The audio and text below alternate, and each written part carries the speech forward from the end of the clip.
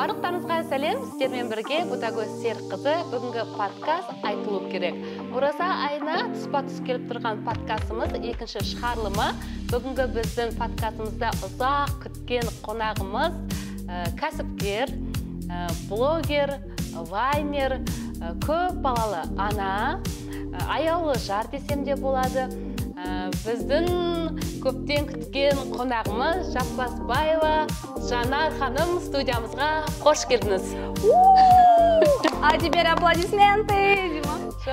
Достар, сәлем, қайырлы күн. Қалдарыңыз қалай? Күнде мен осы фразадан бастаймын, өйткені әрқашан сіздерге только жақсылық тілегім келеді. Бұл өмірде көп нәрсе так можно пострадать, поплакать, но лучше всего, конечно, как говорится, таңертең это қайырлы күн деп бастаған жөн деп. Сондықтан сізге де Ботагөз ханым қайырлы күн. Рахмет, Жанар ханым. Біздің сөзімізді жерге қалдырмай, уақытыңызды арнап, біздің студиямызға келгеніңіз үшін айтылу керек подкастының ұжымының арқасында сізге алғысымызды білдіреміз. Рахмет. Енді Жанар ханым бүгін әдемі болып, құлпырып, ерекше болып тұрсыз.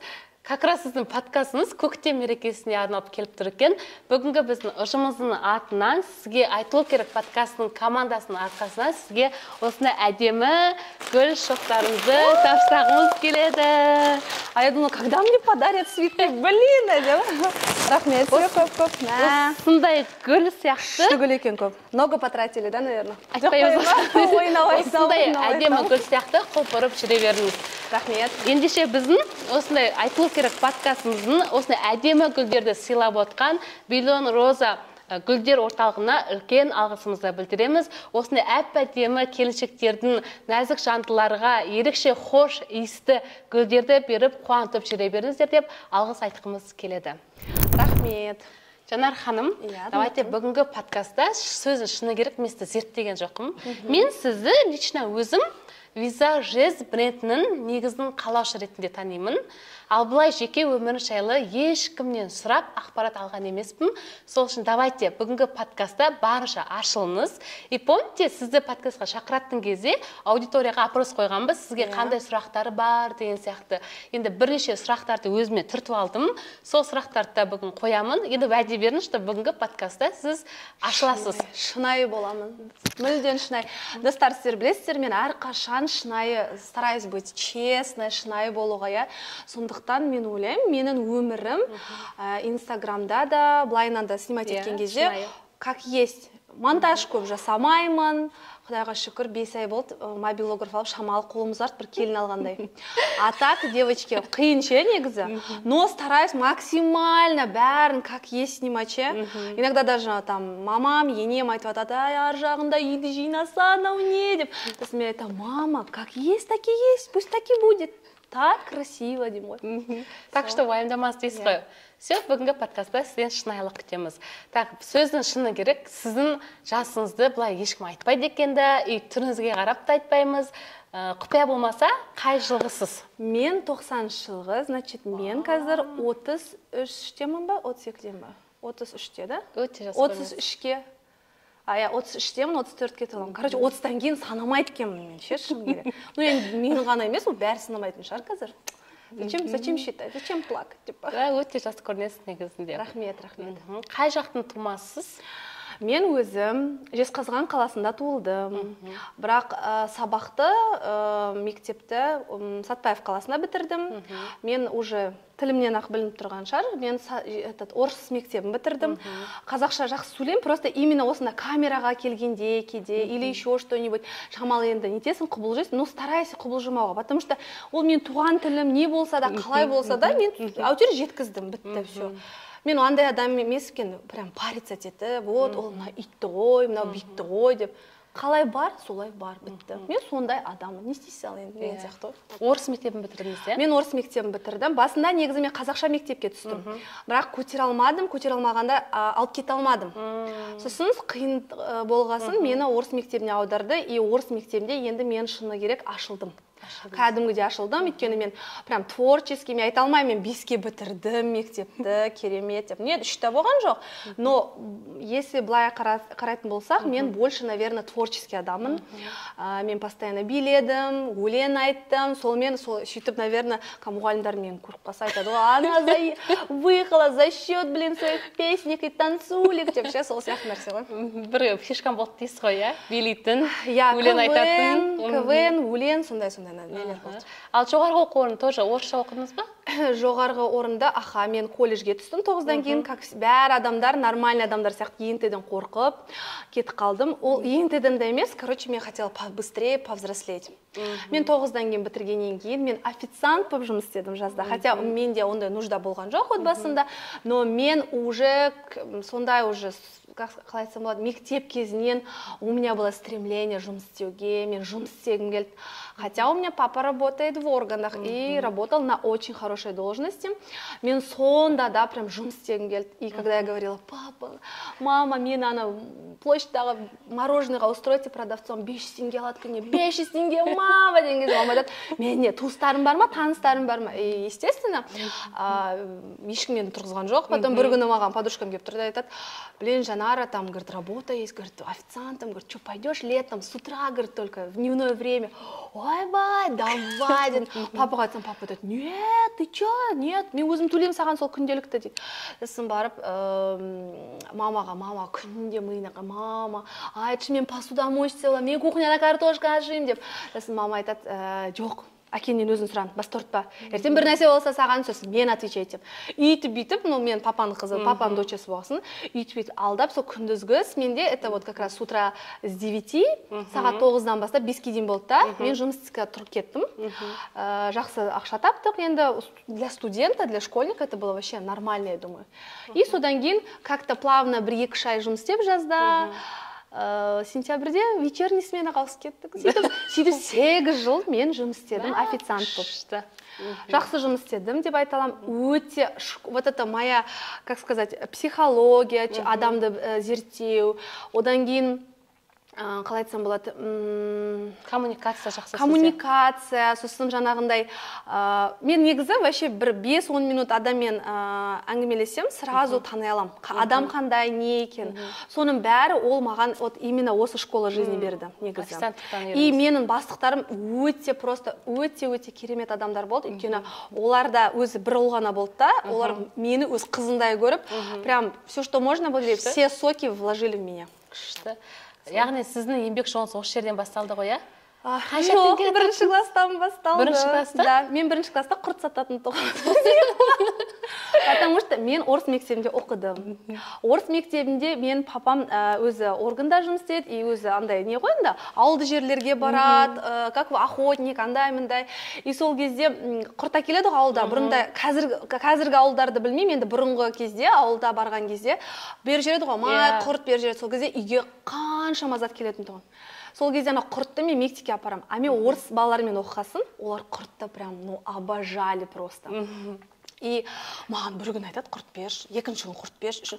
Надоело, Никита, давай тебе 10 теңге маленький, большой по 15. Но үй дәптерді арнаған соң 1-ші класста. Я думаю, мама.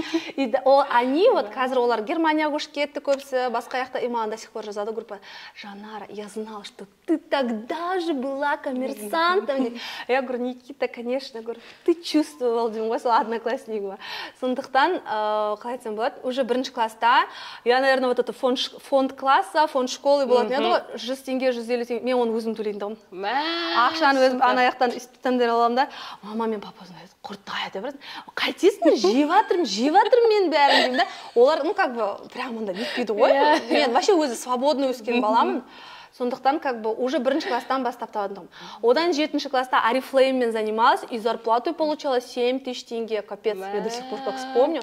Но это все, между прочим, это благодаря только мен әке-шешеме, мен ойлаймын, ше. Ну, 1-ші Алла тағала, конечно, 2-ші әке-шешем, потому что именно әке-шешем менің никогда маған деп айтпайтын тұғын. И олар всегда, как бы, они меня верили, они всегда мне, да, зеленый свет беріп тұратын. И я вот насчет этого не парилась. И қазір мен бала воспитывать етіп тұрамын, өзім айқайлаймын да, бірақ сосын өзім қысып қаламын да ішімнен. Болмайды деп.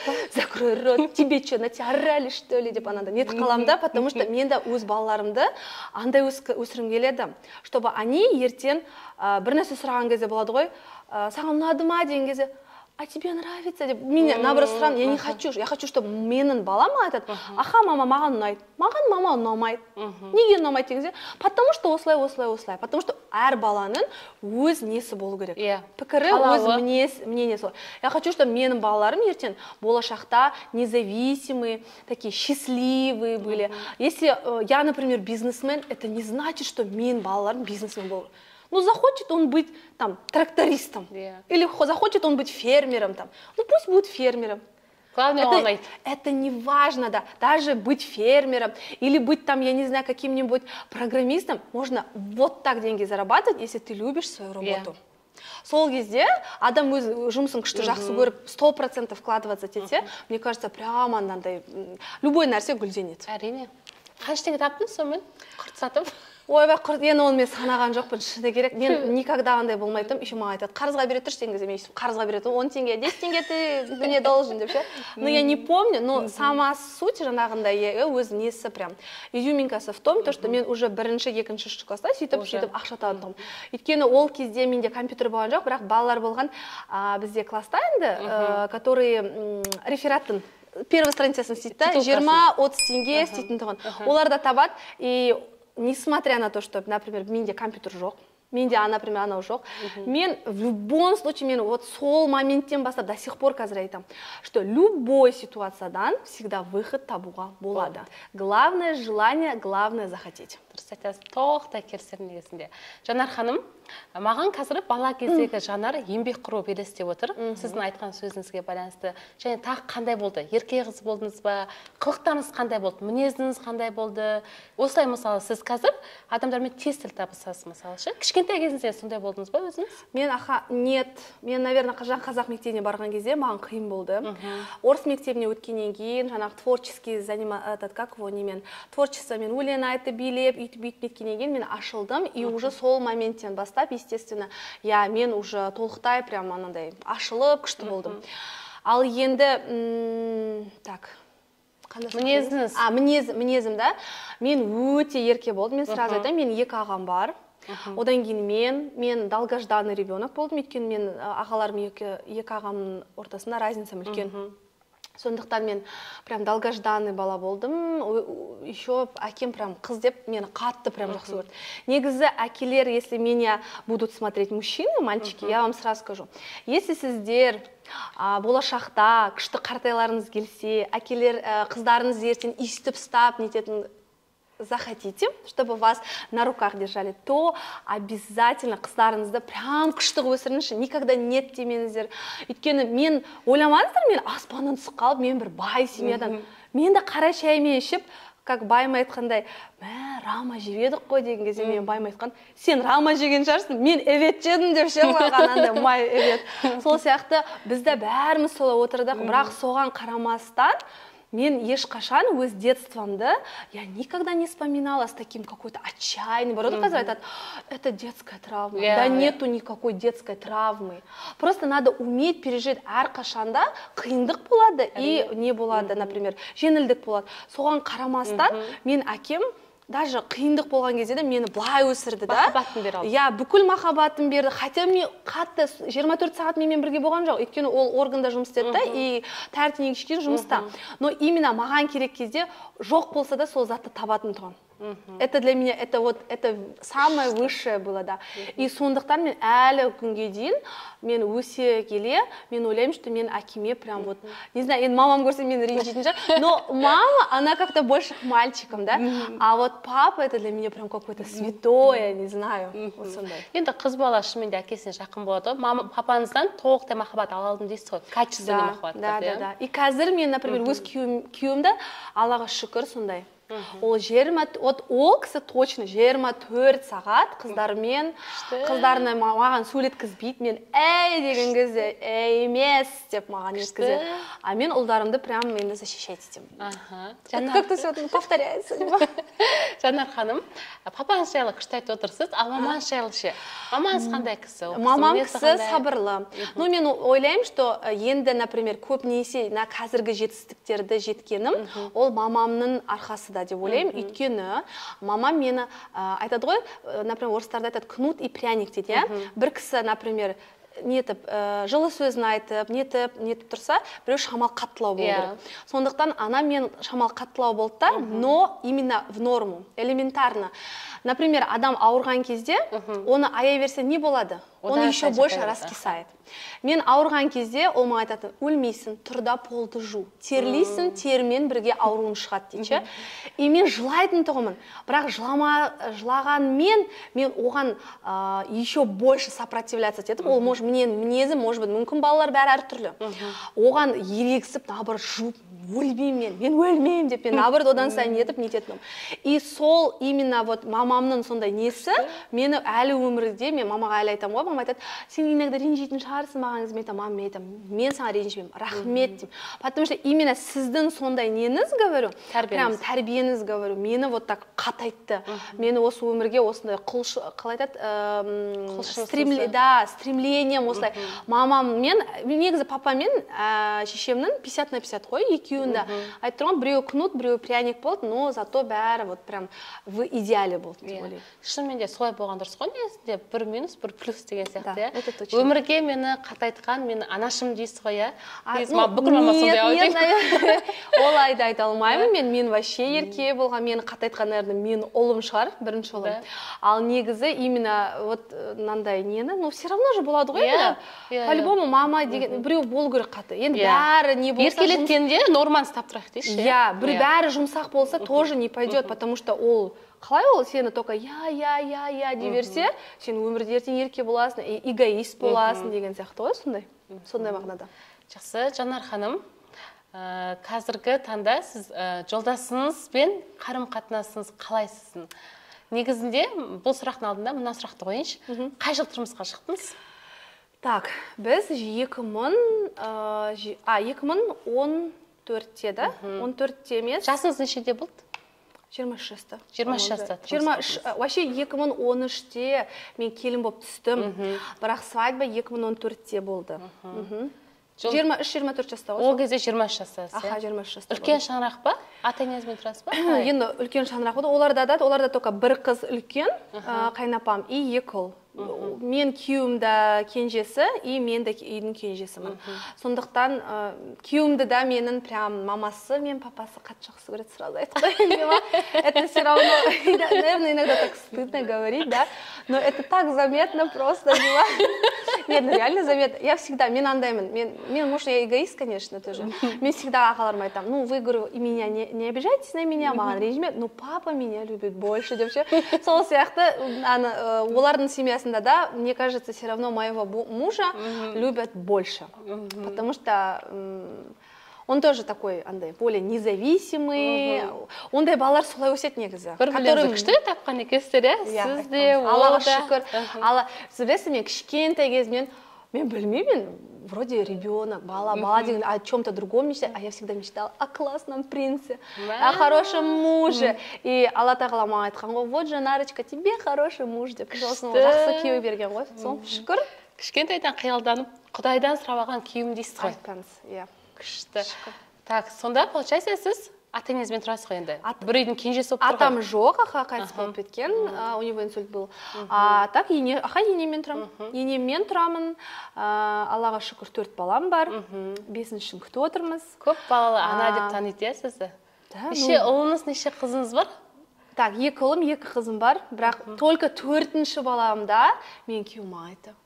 Блин, это наш ребенок. А эти как будто племянники, да? Такая сестренка. Я говорю, не говори, Дима, вообще. Так, біртүрлі, я говорю, біртүрлі айтпа. И он относится тоже, анандай отношениесі бір братишка, сестренкалары сияқты кейде. Мен там қызық сенка деп. Ну, хотя мен оны не могу упрекать, потому что реально бізде, менде да сондай бір, только 4-ші балада мен прям осознала, что мен как анамын, мен мәме ана болды. Еще көп бала ана десеңші, 4 мен уже көп бала ана ғой. Ну, мен бірақ оған нетпеткенмін, не зацепен. Бар, я мен балалар емес ғой, Алла тағаланың балалары берген. Сондықтан, ну, как-то так. Так, күйеуіңіздің мінезі қандай? Күйеуіңіз туралы айтыңызшы. Күйеуім туралы. Енді мен андай ашық сөйлей беремін, я сондай болсам, например, мен андай, конечно, 8-де кел десе, мен 8-де келмеймін, 8:30-да келем. Шамалы сондай адам, несерьезный иногда бываю. Мен күйеуім ондай емес, ол мүлден ондай емес. Ол кісі, например, 8-де десе, значит, 8-де келеді. Например, прям тазалықты любит такой. Он спокойный, тұйық дейма, қазақша қалай айтады? Тұйық, но если бір жынына келеді болады, любой адам, ол қағып алады. Я мен өзіме лично не могу допускать, сразу говорю, потому что мен бәрін ұрсат только күйеуімнен алам. И, ну, я это и считаю нормальным, потому что, в принципе, он маған никогда запрет қоймайды. Соответственно, запрет қоймаған адамға, это говорит о чем? То, что он мне всегда дает зеленый свет для развития моего, мен развитиема, да. Маған мен бір нәрсе сұраймын. Просто мы уже привыкли с ним, вот, любой нәрсені, любой решение сатып алу керек па, например, екеуміз. Че аламыз ба? И ол да менен сұрайды, біз екеуміз как бы согласовываем, у нас как мини-собрание. И он говорит, да, давай, и все, сөйтіп, например. А вот так, чтобы я, ой, я сама решу, вот такого у нас не бывает, конечно. Я, конечно, могу решить, но это неуважение. Я считаю, что это олай болмау керек. Бірге бүкіл шешімді бірге қабылдайсыздар. Бірге қабылдаймыз. Бизнесте бірге. Бизнесті да обязательно бірге. Негізі бәрі ойлайды, Жанара бизнесті жүргізгенге, анандай, вот, Жанара, бедняжка Жанара все делает. А на самом деле, девочки, коробки таскает мой муж. Счет, приход, расход, это делает мой муж. Много что именно по документальной части это делает мой муж. Я только делаю вот так. Всем привет и всем добрый день. Этот крем обалденный. Понимаете? Ну не может же мой муж и это тоже делать. Поэтому где я прошу его, естественно, он мне поможет без проблем. Но именно техническую часть, жанағындай, қаржақша, где-то что-то вот все по документам, это все делает мой муж. Поэтому... Такого не бывает. Если вы хотите, например, жақсы, хороший, семейный бизнес, это должно быть всегда вместе. Бірге. Да. Вот так. Мысалы, мен өзімді ойлаппын, визажез, енді бренд. Сіз сразу елестейсіз ғой, оның артындағы, мысалы, кім тұрғаны, біз білмейді екенбіз, қаншама жұмыс бар, мысалы, істейтін. Ну, просто, это дұрыс қой ол, әйел адам деп ойлай берсін. Это ничего здесь такого нету. Ертең, мен де вечный емеспін, мен де кетем, қыздарым қалады, қыздарым істейді деген сияқты. Но вообще, если былайынан мен күйеуіме да айтқан, енді ол көріп жүр ғой, біз жұмыс істеп жүрген партнерларымыз. Мен, например, мен базарға бара алмаймын ғой, біз барамыз, мы договора подписываем. Сол кезде ол көреді, что именно заводтың адамдары, именно косметиканың, Турцияға қараған кезде, басқа неге барған кезде, бүкіл жерде заводта, негізі косметикада тұрған бәрі еркектер. Бүкіл хозяиндар еркектер, например. Тот же самый французский дом, например, где парфюмерия. Я сейчас его, он отчествосын білмеймін кісін, но есімі болады деген кісі. Сол, например, сол кісі. Понимаете? И за всем этим стоит всегда мужчина. Есть косметика, мейкап-ательер, там тоже мужчина. И вот за всеми ними мужчины все стоят негізінен. А женщины, ну, с кем я там разговариваю или еще что-то, менеджерлар, это әйел еркек бола береді. А именно основательдері, они все мужчины негізі. Почему? Я не скажу. Почему? Почему? Потому что, ну, нет, может, это будет секретом. Нет, это не что-то плохое, просто, ну, это секрет. Маған бір рет біреу айтып кеткен, реально, и мен сосын ойладым, реально, это солай екен деп. Мне кажется, секрет дегенде былай айтқанда, ер адамдар мақсатына тез жетеді, это достигатор. Нет, это вообще не с этим не связано, и никак не с ориентацией, это тоже люди начнут всякое думать. Нет, это просто есть вид деятельности, которые... Вот есть такие виды деятельности, которые не умирают или умирают деген сияқты. И вот когда-то маған біреу статистиканы айтып берген кезде мен ойлағам, ну, мен сол кезде тыңдадым да, дедім, қойдым. Но потом, когда уақыт өте келі, мен өстім, үйттім, мен ойладым, реально, вот этот мужик мне точно сказал деп. Ну, сондай, в общем. Хорошо, түсіндік. Так, дальше. Күйеуіңіздің, мне сондай перфекционист қой, получается? Ну, нет, не скажу, что перфекционист. Перфекционист это когда же вот старый неге қатып қалады ғой. Жоқ, андай уақытында жүреді, идеальный болған қалайды. Я, сондайды старается. Ну, мен невозможно, негізі мен уже қазір ойлаймын. Иногда вот мен қазір сондай болғам кейде. Сосын мен айтамын, мы с тобой меняемся, по-моему, да, типа как будто мы телами поменялись. Өйткені ол негізі болады, что привычки перенимаем. Поэтому иногда, да. Но в основном, да, у него все больше как бы он такой, да, более серьезный, более такой настроенный, ежели чем я. Я, например, могу с утра так, да, а потом после обеда передумать, ай, ладно, ертең істей салам, или вот. А у него, если он сегодня задумал, значит, он сегодня должен это сделать. Күшті. Так, 4 балаңыз 5-шін күтіп отырық. Алла қаласа. Жалпы, Визажез бренді қалай қалыптасты? Сіз өзіңіз ойладыңыз ба? Осылай Визажез бренд болып кетеді деп былайша айтқанда, Жезқазған Сәтпаев қаласы бойынша номер 1 дүкені деп айтсақ болады. Енді по Казахстану жұмыс жасайсыздар ма негізінде? По Казахстану вообще работаем. Ну, в основном, конечно, у моих больше клиентов это Жезқазған и Сәтпаев. Я не буду врать. Да, я отправляю в Астану, в Караганду, но все-таки, наверное, больше как бы Жезқазған Сәтпаев. Ал енді мен солай ойладым ба деп ойласақ. Ойладыңыз ба, мысалы бастайтын кезде? Мен вообще шыны керек, еш нәрсе ондай ойлаған жоқпын. Короче, маған ақша керек болды.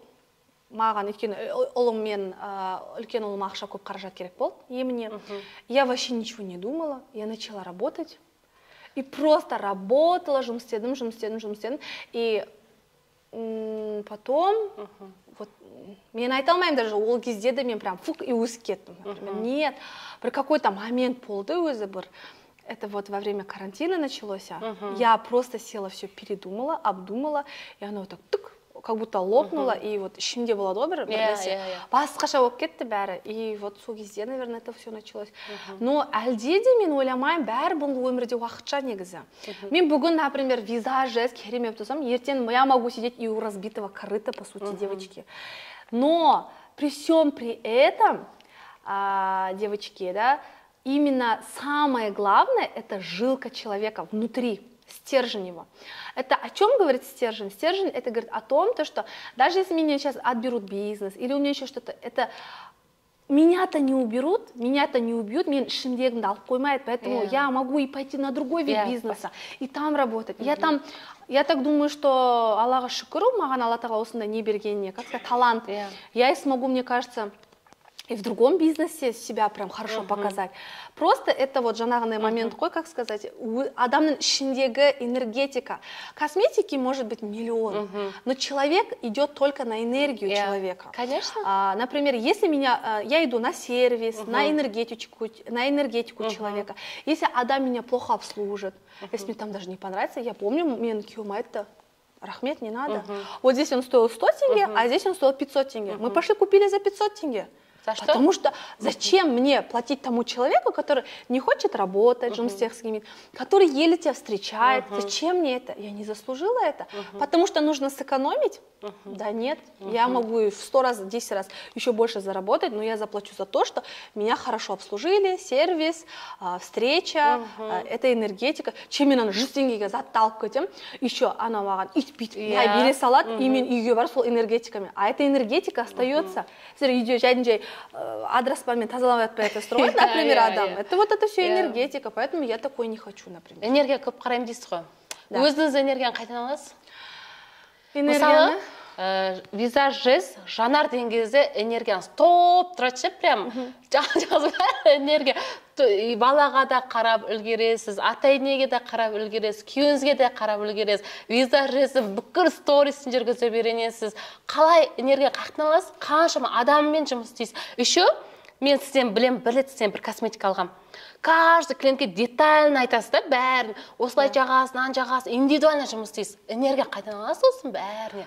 Ну, если жұмысқа келетін болсақ, мен жұмысымды өте-өте қатты жақсы көремін, сразу айтамын. Поэтому, наверное, мен жақсы көрсем, қалай сен жұмыс істемейсің? Сен, например, тут же самый, например, бешбармақ жақсы көріпсің, жейсің ғой, прям тура сол сияқты мен жұмысыма солай қараймын. Мен қарамаймын, как больше заработать, как больше. Но при всем при этом мен жұмысымды не хочу удешевить. Почему я должна удешевить, если я дарю энергию, я даю качество, я даю оригинал, да, и все. все это, за это надо платить деньги, да? Но зато ты будешь нормально обслужен, как вот еще раз я говорю, нормально қаралып, бәрі. Бір какой-то нюанс болады, например, я знаю, что басқа косметикаларда білмеймін енді, мен айтпаймын, мен никогда даже айтпаймын, на жерде жаман сатылып жатыр, мына жақта реплика, мен мүлдем, не мен сатушыларым олар айтпайды. Мы так все воспитаны, и я своих продавцов солай воспитываю. И, например, қалай айтсам болады? Болады ғой моменттер какие-то, клиенттермен непонятно, я всегда стараюсь не ругаться. Ну, если только не гормоны, например, да, когда беременна деймін. А так, в основном, я стараюсь не ругаться, и любой сұрақты шешуге ше. Ну, ничего страшного, где-то что-то поменяем, где-то что-то заменим. Ну, ничего, я не убуду, от этого я не обеднею. Но для меня важно, чтобы мой клиент оставался со мной. Это бір. Екіншіден, енді энергияны қаяқтан алатын так, энергияны қаяқтан аласыз деген дейін болса, то это, наверное, бұл Алла тағаланың сыйы. Мен бұрында айтатын, ой, мен надан алам, мен қазір айта алмаймын, потому что менің анам маған айтады, сен көбірек ұйықта, олай не растрачивайся дейді. Неге өйткені ол маған айтады, Алла тағала әр адамға әртүрлі не береді дейді, талант береді дейді. Но именно саған дейді, Алла тағала сондай құйып энергия берді дейді, и сол энергияны сен сақтау біл дейді. И, конечно, мен бұрында оны не воспринимала. Ой, мама, давай не будем, а? Вот не надо мне только не начинать. А қазір мен оны түсінемін, шын. Бұл өмірде бәрі келеді, кетеді, и мы, как говорится, только бүгін тәртен ғана өлең тыңдадым да, и такая песня қазақша. Мен күйеуім қазақша өлең тыңдайды, мен орысша тыңдаймын.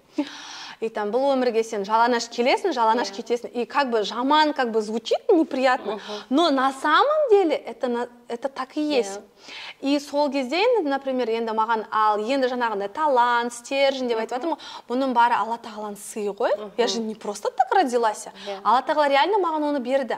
Кейбіреулер айтады, что ой, это не обязательно. Любой бизнесті любой адам алып кете алмайды. Если ода все равно есть вещи, которые можно развивать себе, есть вещи, которые талант. Талантты кім береді? Алла тағала береді. Сондықтан, вот это, наверное, я, например, я могу смело сказать, что да, я не красавица, у меня не 60-90, там, 90-60-90, но маған Алла тағала зато басқа сый берді. Ол Алла тағала маған өмірге деген махаббатын, осындай любой нәрсені жақсы көріп, любой жаман нәрсені жақсы жағынан қарауға, например, да, и, например, бір какой-то ситуация болған кезде соны переосмыслить, сана сезім дейміз ғой по-другому, потому что біз, например, бала сұрағанда да, знаете, иногда сұрамайды екенбіз, сана сезімі мол болсыншы деп, а на самом деле это очень даже правильно. Мен мән бермейтіндігім бұрында айтқан кезде, салиқалы ұрпақ берсін деп. Ал қазір мен оны түсінемін, что ең бастысы дені сау, салиқалы ұрпақ, и жаңа сана сезімі молы болсын деп. Сондықтан қазір мен ондайды сұрайды екенмін, шыны керек, потому что это очень важно на самом деле. Мен өйткені, например, 5, Аллаға шүкір, Алла қаласа, 5 балам болады, енді 5 бала мен айта алмаймын ғой, идеальный болады. 5 саусақ бірдей емес. Сондықтан мен енді тілеймін сондай, что мен балаларым сана сезімі мол, сондай жақсы адам болса екен деп. Жанардың энергиясы Аллахтан келген тікелей. Солай қабылдаймыз. Энергияңыз өте көп қазірде отырған кезде. Сізді сұрай аласыз, Алла тағаланың тәртін тұрасыз, запрет жоқ, Алла тағала күнде сізді естейді каждую секунду. Сондықтан сіз сұрасаңыз, Алла тағала такого нету. Вот адамдар, мен вот ойлаймын, адамдар жылай береді ше. Мен де жылаймын, ондай болады менде. Недавно только вот буквально неделю назад депрессия была. Сосын мен анда депрессиядан стараюсь выходить и ойлаймын, Жанар, успокойся, ты чё, у тебя есть кушать, тамағың бар, как его, крыша над головой есть, күйеуің бар, балам бар, не керек, әке шешем бар, не керек саған деп. Сол кезде депрессиядан стараюсь выходить, потому что негізі біз просто сұрамаймыз, а сұрасақ Алла тағала бізге безгранично береді. Сондықтан сұрай берсеңіздер, сізге обязательно міндетті түрде береді. Просто сізде беру, как сказать, от вас должна быть идти отдача, по-другому говоря. Ниетке де байланысты. Ниетке де байланысты.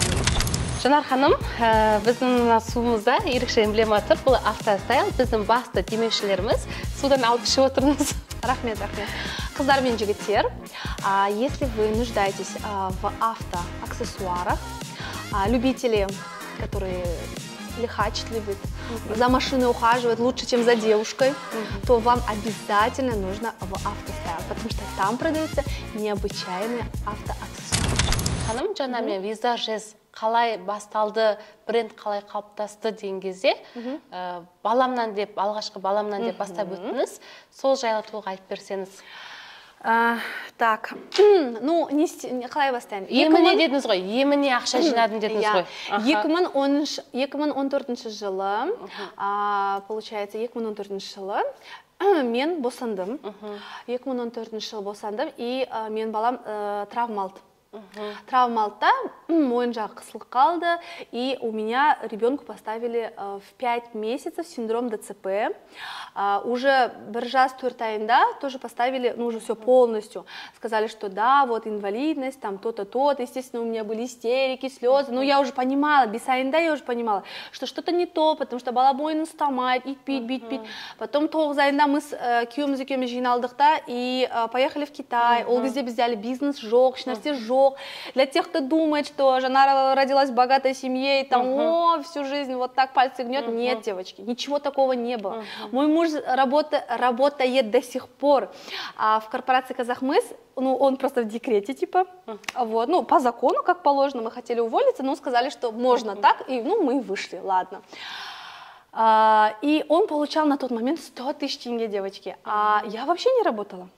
И этими деньгами, Аллаға шүкір, әке-шешеміз, енеміз көмектесіп, мы лечили ребенка. 9 айында мы поехали в Китай, 2 ай сояқта тұрдық, иттік емдедік, короче, что-то не понравилось нам, и мы уехали домой назад. Но все это время мы каждый раз лечили. Потом 1 жас 4 айында мы вот инвалидность поставили и поехали Европаға. Европаға бардық, Европада ай сайын бізде 1,5 миллион кететін тұғын. 1,5 миллион кетет, и сейчас я соны ойлаймын, откуда мы деньги брали. Я даже не помню. Ну, это потому что менің балам өзінің несібесі, оның мол. Это бір. Екіншіден, Алла тағала ешқашан сұратпақта қойсын, адам баласына қаратпақта қойсын, күнімді только тек қана Алладан сұрайын. И әр күнім жаңағы балаға вот жаңағы лечениясына біз ешқашан білмеймін, тусымыз жаңағы мама папамыз үйтіп жинап береді. Ну вот бір бардық Европаға, 2 жарты жыл өмір сояқта жарты жыл почти болдық. И содан келгеннен кейін мен ойладым, короче, күйеуіме айттым, так дело не пойдет дедім.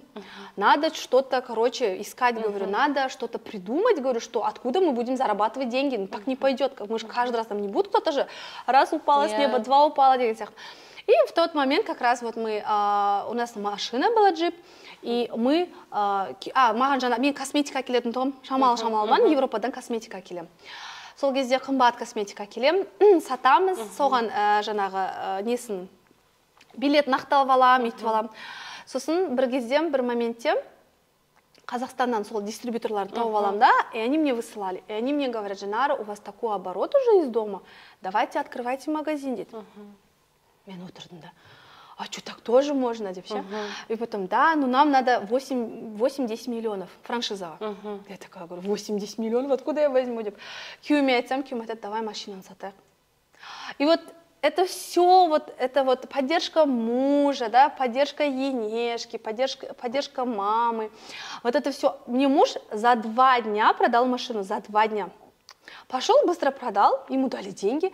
Маған келді, истер берді, да, айтты, на, все, что хочешь. А мен қолымда, а вдруг у меня не получится, а вдруг у меня... Он говорит, вдруг не бывает, давай, у тебя все получится, деді. Мен бардым да, сол ақшаны франшизаға салдым. Анан маған жіберді, еще күйеуіме айтты, қой, если не получится, не переживай, мы по своей цене продадим. Туыстарға сатып жібереме, нормально будет, не переживай. Ой, тогда получится у тебя все. И орында, который мен плазада, ну, білесіз ғой, бізде плазада там орында брать, қиын взять, а өтер бір орында шығып қалды. В общем, алған сәтімен бәрі күшті болды да. И сөйтіп магазин ашылды. Ашылғанда да жарты товар границада Чехияда тұрды. О, это была проблема. Но әйтеуір үйтіп, короче, ашылдық. Я открылась с 2-3 полками там, потому что товар еще вовремя не пришел. Как обычно, туыстарға рахмет. Қазақтың туыстары жақсы күшті. Келді, көтеріп кетті, шашу, товар алды, анау-мынау үйтіп алды да, сөйтіп көтеріп кетті. Сонымен күшті болды. Ну, в общем, сөйтіп ақырын жұмыс істеп кеттік. И, ну, в целом нормально было, я думаю, что... Сол емге ақша жинау мақсатында бір пенек болды ғой, сізде балаңыз? Да. А потом уже ол неге айналып кетті, бизнеске, бір какой-то, я не знаю, блин, В общем, это стало уже моей частью моей жизни, деймін ма сондай. Ұнады сізге уже да басқаша болып кетті. Жанар ханым, тұңғышыңыз ғой жаңағы? Иә, тұңғышым. Тұңғыш балаңыз енді осылай болғаннан кейін ерекше бала ғой қазір.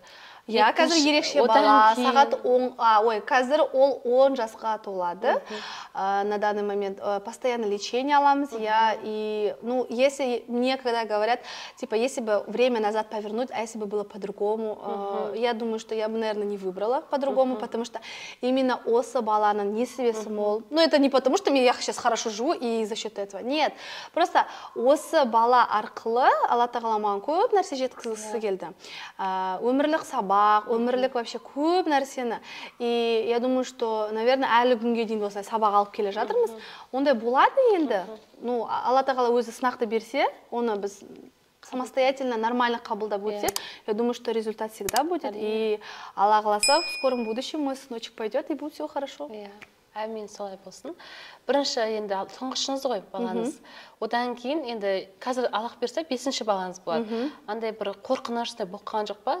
Енді бірінші балаңыз осылай ерекше болғаннан кейін. Вообще мені шақырды көп анандай мамалар, мен сондайлармен шақырған кезде көбісі аға туға қорқады екен. Ну, мен не деп қорқамын, например, енді я же ничего не решаю, я ничего не решаю.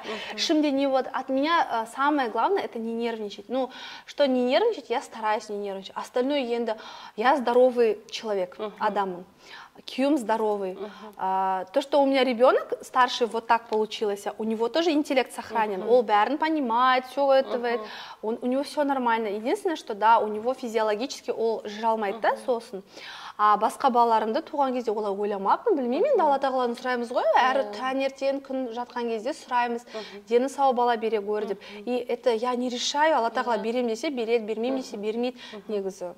Қазір көп ерекше балалар бар, ата-аналар қорқады екен да, мысалы, алғашқы тұңғышы жаңағыдай ауырып қалса, одан кейін көтергісі келмей деген сияқты. Енді жалпы ата-аналарға не айтасыз, қандай кеңес айтар едіңіз? Не айтайын? Білмеймін. Өзіңіз көп бала ана ретінде не айтасыз? Ну, наверное, қорқудың қажеті жоқ. Енді өзіңіз, вы же свое самочувствие же сами чувствуете же. Если вы, ваше здоровье не позволяет, если вы болеете, да, это у вас по-любому будет как-то по вашему организму өзі білініп тұрады.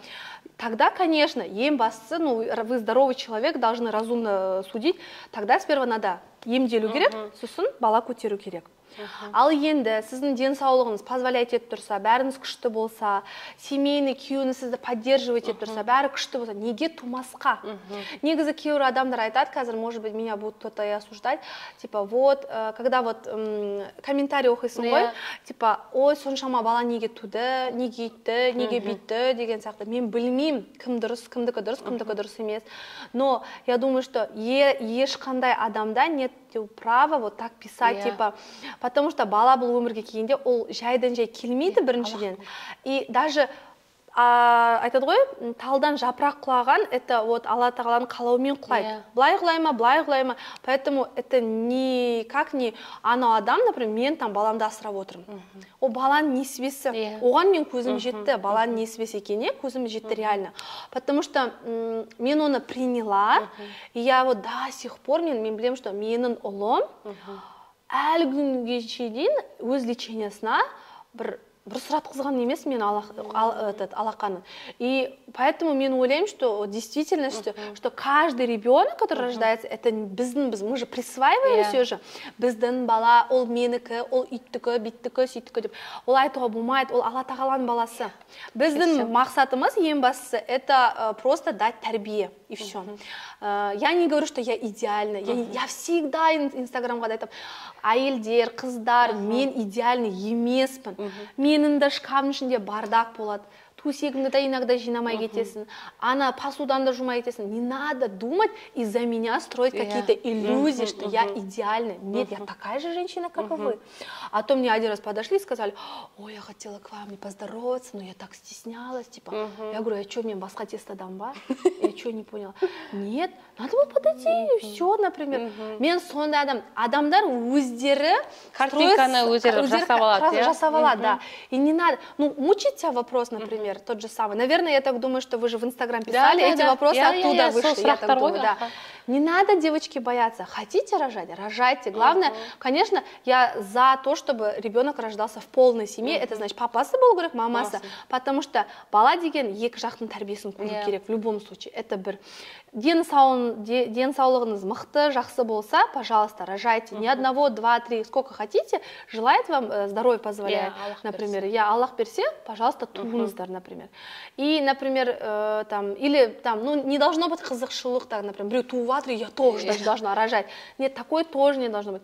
Өзі болады ғой, бір өзі чувство. Например, өзі қазір ойлаймын, например, вот я сейчас рожу, все, я потом, мне надо отдохнуть деген сияқты, сол сияқты, например, ну, приблизительно что-то типа того. Потому что у меня тоже уже, я и старею, у меня и зубы выпадают, надо зубы лечить, и то, и пятое, и десятое, и варикоз, сондай сияқты нәрселер болады, например. Поэтому әйел өз-өзін чувствует етеді ғой.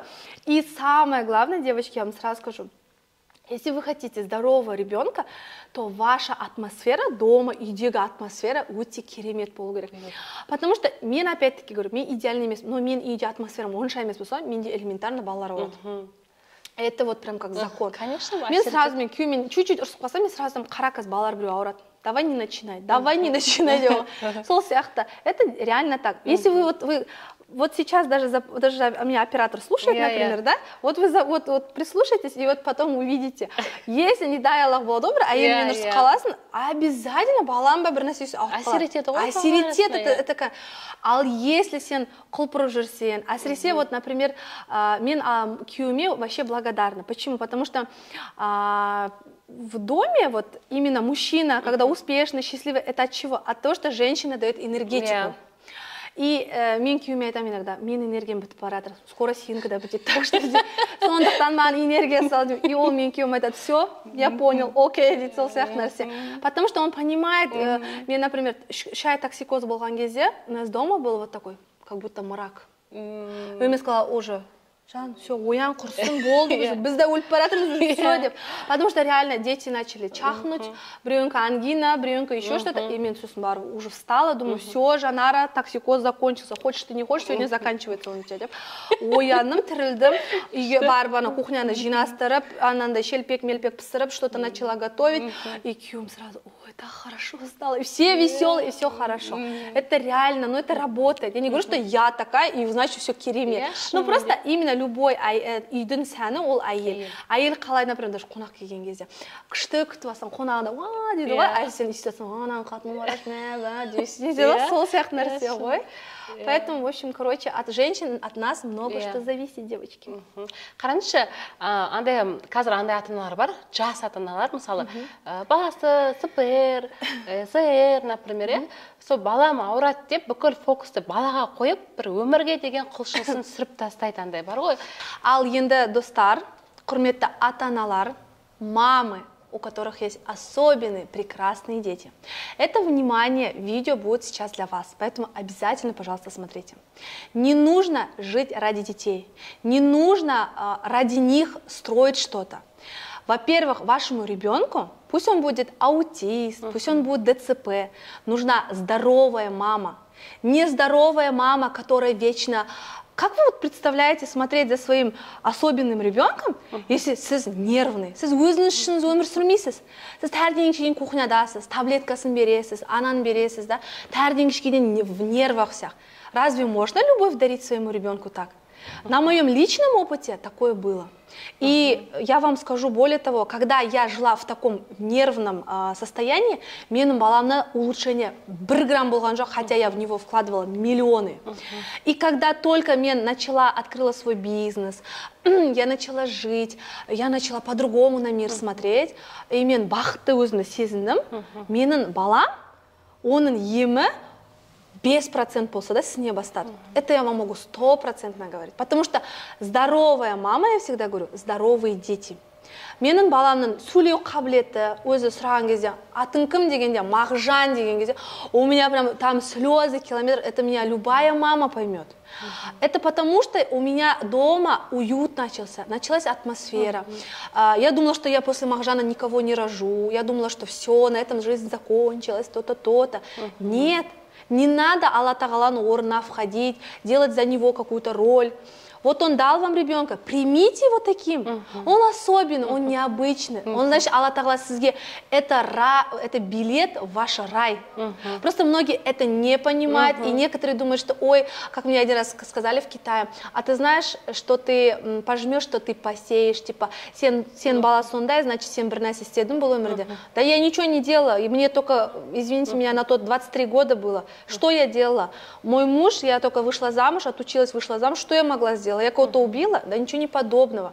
Просто Алла Тағала именно выбрал меня и моего мужа, чтобы мы без осы өмірде, например, осы баланы жеткіздік. И мне каждый раз, когда я Мағжана выставляю, когда его тренировки, мне всегда пишут, что Жанара, вы очень классные родители. Шүкір, Аллаға шүкір. Да, действительно, мы, например, бізде у нас закон есть дома. Балалар қонаққа барса, например, менде 4 балама, либо мы идем все, либо мы не идем вообще. Ну, имеется в виду, балалар идет раз все. Потому что не должно быть такого, что, например, ему обидно. Потому что он же живой человек, он все это понимает, он с нами где-то что-то разговаривает. Поэтому мы как бы вообще он шектимиміз. И есть которые мамы, которые тойға апармайды. А почему апармайсыздар? Вот скажите мне, почему сіздер апармайсыздар? Потому что он не особенный, потому что у него слюни текут. Мамы, прекращайте это. Общество, такой заң жоқ еще. Если люди глазеют и вот такими дикими глазами смотрят, это их проблема, это их невоспитанность, это их, понимаете, показатель ума. Я с баламды өзімді спокойно туға апаратыным. Для чего? В первую очередь спросите. Для того, чтобы ол колонкаға үйренсін, чтобы он не боял общества. Я не вечная, мен да ертең бармын, бүгін жоқпын. И если мен не дай Аллах өліп қалсам, менің балам бұл обществодан қорықпау керек. Енді папасы бола ма, там, тәтесі бола ма, неважно, әйтеуір мен енді Алла Тағала тастамайды ғой мен баламды. Сондықтан обязательно ребенок должен к социуму обучиться. Есть такие, у меня знакомые были, которые, она хромала чуть-чуть, но медленно жрет. И мектептен алып кетті. Я ей сказала, ты что, гонишь, что ли? У тебя вообще практически здоровый ребенок. Ты что делаешь? Ой, мазақтайды. Мазақтамает. Иди поставь на место этих детей, говорю. Если, по сути, разобраться, дети и взрослые, негізі дети вообще сильно озлобленные. Анандай қатты дейді ғой, негізі. Очень сильно шутят, сильно дразнят. Но надо было маме пойти, поговорить с учительницей, да, там, поставить детей. А те родители, которые, например, сондай баламен болады, например, садикте көрем часто, вот айтады, типа, нандай особенный бала, алып кетсін, біз балалармен болмасын, или мектепте. Родители, вы наоборот, вы должны радоваться, что сіздердің сау балаларыңыз сондай баламен оқиды. Потому что ол ертең өмірде шүкіршілік етеді. Білесіздер ма? Америкада даже вот есть такой фильм, который на реальных событиях, когда хирург, бай-хирург, он ұлы болады, он пьет, там, что попало делать, и он уже до того уже скатился, что хотел, что попало делать, и жаңағы әкесі айтады, менде бір бала бар, мен карточкаларын бүкілін заблокировать етеді, сен айтады, ой, сен неге үйтесің, неге бүйтесің, сен давай мен саған бір ай берем, сен бір ай на балаға қарайсың дейді. Сол кезде ол айтады, ой, қумаш, үйтпеш, бүйтпеш, сосын жарайды, амалы жоқтан қарайды әкесі боласын. Ана балада опухоль болады. Ну, неважно, рак, ну, какая разница, да, ДЦП, арада да шектеулі өмір ғана қалады ғой енді. Сонда анау адам сол балаға қарағанда басында, ну, так себе будет смотреть. Но потом суть-то в чем? Суть в том, что жаңағы үлкен адам уже өмірдің қадірін басқаша түсінеді. Он настолько будет хотеть, чтобы этот ребенок жил в конце, и человек меняется совсем в отношении всего вообще. Для него не будут уже бесценны, это, как его, там, машины, дома, это там золото, еще какая-то ценность болмайды. Потому что өмірдің мәні негізі, жаңағы мен айтқандай, жалаңаш келіп, жалаңаш кетеміз, да, и это все, это ерунда все. Поэтому мы живем мамой один раз. И если у вас есть такой ребенок, не надо его стесняться. Водите его на той, водите его в театры, водите его в всякие тойхана, ну куда вас там приглашают же на Наурыз. И если, не дай Аллах, там, на вас какая-нибудь мама, там, ребенок косо посмотрит, не обращайте внимания, улыбнитесь, соған қарап, и все.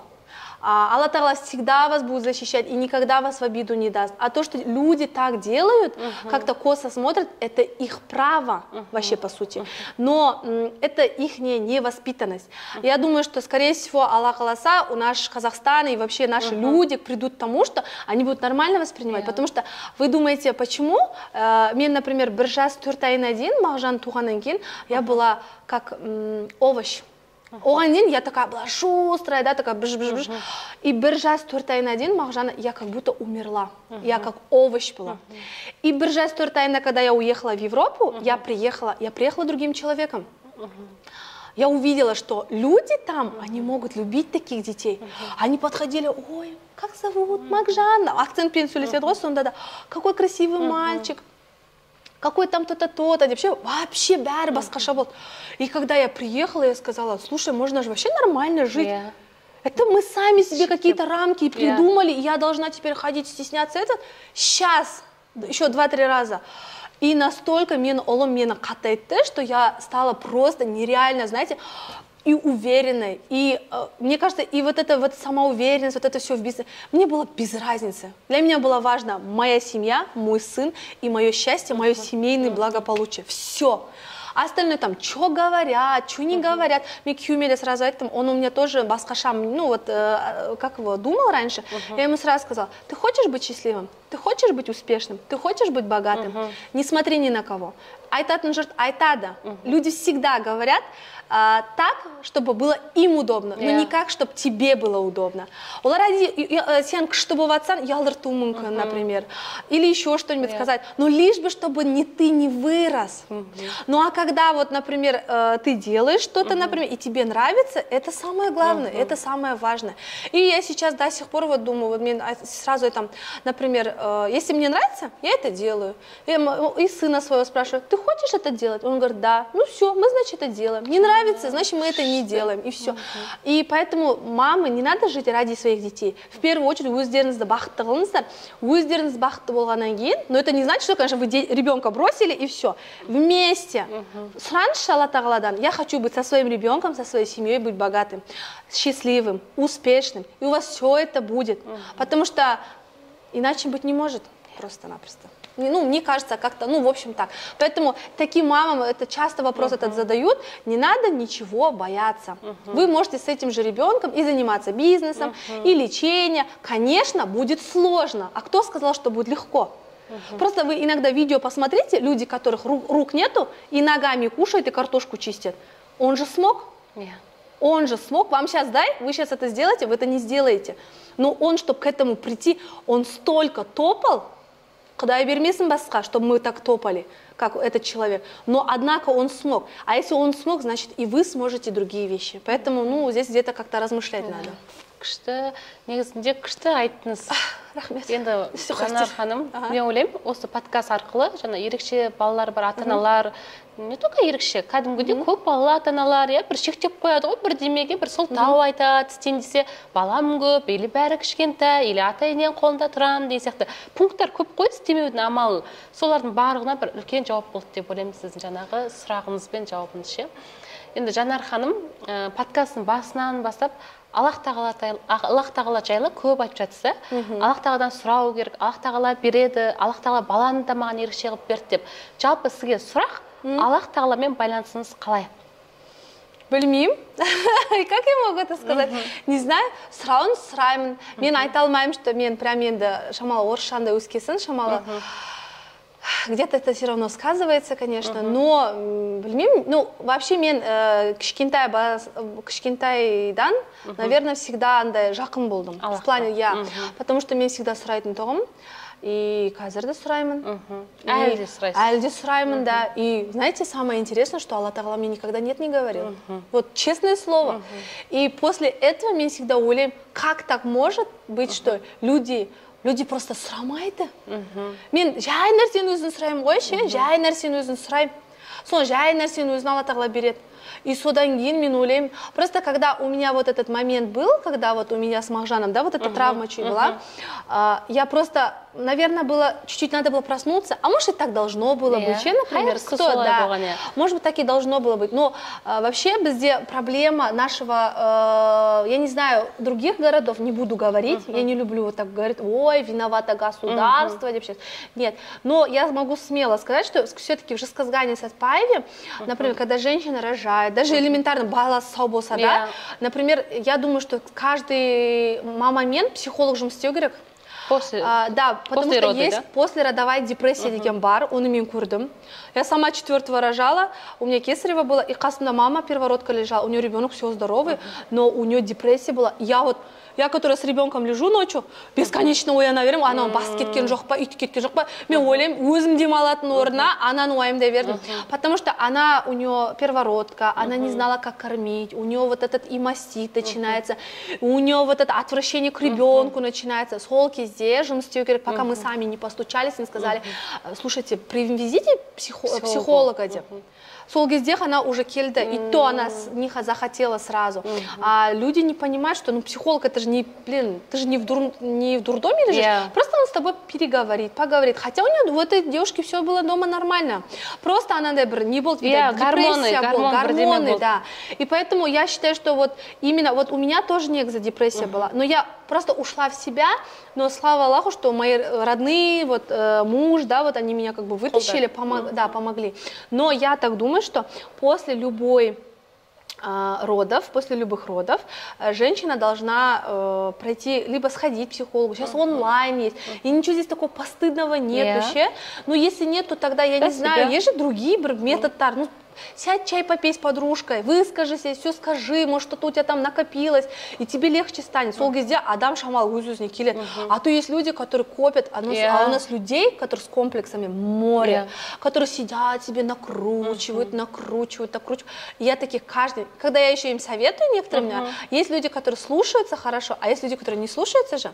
И сейчас я уже иногда думаю, что, как мне кто-то сказал, да, вообще советы нельзя раздавать, типа, сияқты нәрсе ғой, негізі әр адамның басынан өзі өту керек. Но все-таки мой совет, наверное, что если вы чувствуете, что вы родили, что у вас депрессия, либо онлайн, либо вы можете сходить, это вообще нормальное явление. Ол да ұяттық жоқ қой, шынымен де әйел адам ішінде жинақ бар нәрсесін вовремя шығарса, гормон басқа шаппайды. Бізде ол не ғой анандай менталитет. Ай, келін, пахать давай, надо то, ульмейсің сен. Я в свое время все успевал, ты тоже давай успевай. Люди разные. Раньше я тоже возмущалась, думала, как я все успеваю, а все не успеваю. Потом я уже поняла, что без саусақ бірдей болу мүмкін емес. Если я что-то делаю, успеваю, это не значит, что вот эта женщина, она должна все успевать. Ну, оның жаратылысы сондай. Қабілеті сондай. Ну, ничего страшного, здесь все нормально. Еще келесін сразу қонақ шақырып қоятын айтсаңызшы, қатарынан 5 күн. Ну, я сейчас так не делаю, я тебе сразу говорю. Я зашла в спальню, меня не тревожит, дышите весь какой-то. 40 күн жоқ жанар десеңші. Не, 40 күн емес, меня лечит моя работа, девочка. Мен Аллаға шүкір, Алла амандығын берсе, босанам. Сосын барып, все, бір 4 үйде бола тұрамын, сосын жұмысқа шығам, кайфую, на работе пойду своих клиентов увижу, обнимаю, поцелую их и все. А баламен уже, правда, 40 күннен кейін шығам. Вот. А так я не парюсь. Я думаю, что не надо париться, надо жить. Жизнь дана один раз, и сол өмірді надо жить на всю катушку, веселиться. Жанар ханым, Аллахтан ұялмай сұрайым деп отырсыз ғой, негізінде Аллахтан ұялмай сұрау керек қой, ақшаны да сұрау керек. Денсаулықта бәрін сұра дейсіз ғой, сол жайында айтыңыз. Ну, например, я не могу сказать, денсаулықты сұраймын само собой. Тыныштық, аспанымыз ашық болсын, бәрі адамдар бәрі күшті болсын. Потому что я понимаю, что сейчас өмірде негізі зұлымдық көп қой. Балаға болсын, неге болсын. И никто не застрахован, что мой ребенок или чей-то ребенок, мен сондайды сұраймын, ең бастысы. Бәрі жақсы болса екен, бәрі тыныш болса екен деп. Ал прям айтпаймын, мен бай болып кетейінші деп сұрамайды екенмін. Я всегда прошу жить в достатке. Это две разные вещи. Жить в достатке, это когда ты себе позволяешь все, что хочешь, потому что қатты бай болу, да, это, наверное, плохо, потому что хвастайся слой, когда у тебя все есть, и ты уже начинаешь гнать, наверное. Поэтому лучше жить в спокойствии и в достатке. Баланс болу керек, я. Хорошо, Жанар ханым, давайте кәсібіңіз жайлы айтайық. Кәсіп, ну давайте. Визажист. Қазір неше точкаңыз бар? Аллаға шүкір, 5 точкамыз бар. Жезқазғанда 3 точкамыз бар, это Плазада, Шаруада, Мечта дейді ғой қазір енді. Және де бульварда, Ғарышкерлер 33. Сатпаевта Ұлытау молдың ішінде, бір магазинде 2 бутигіміз бар, сразу үлкен да, и біреу бір жағында конецінде, екіншісі екінші жағында конецінде. Күшті, бәрін өзіңіз үлгересіз ба, барып, жүріп? Әлде визажездің бір страницасында бола ма бәрі? Бәрі бір страницасында болады. Ал енді неге келетін болсақ, например, жұмыс барысына. Да, видео, монтаж, вот я же говорю, мен уже бір 4-5 ай болып қалды, мобилограф алдым. Делегирование бар да? Визуал шамал нетеді.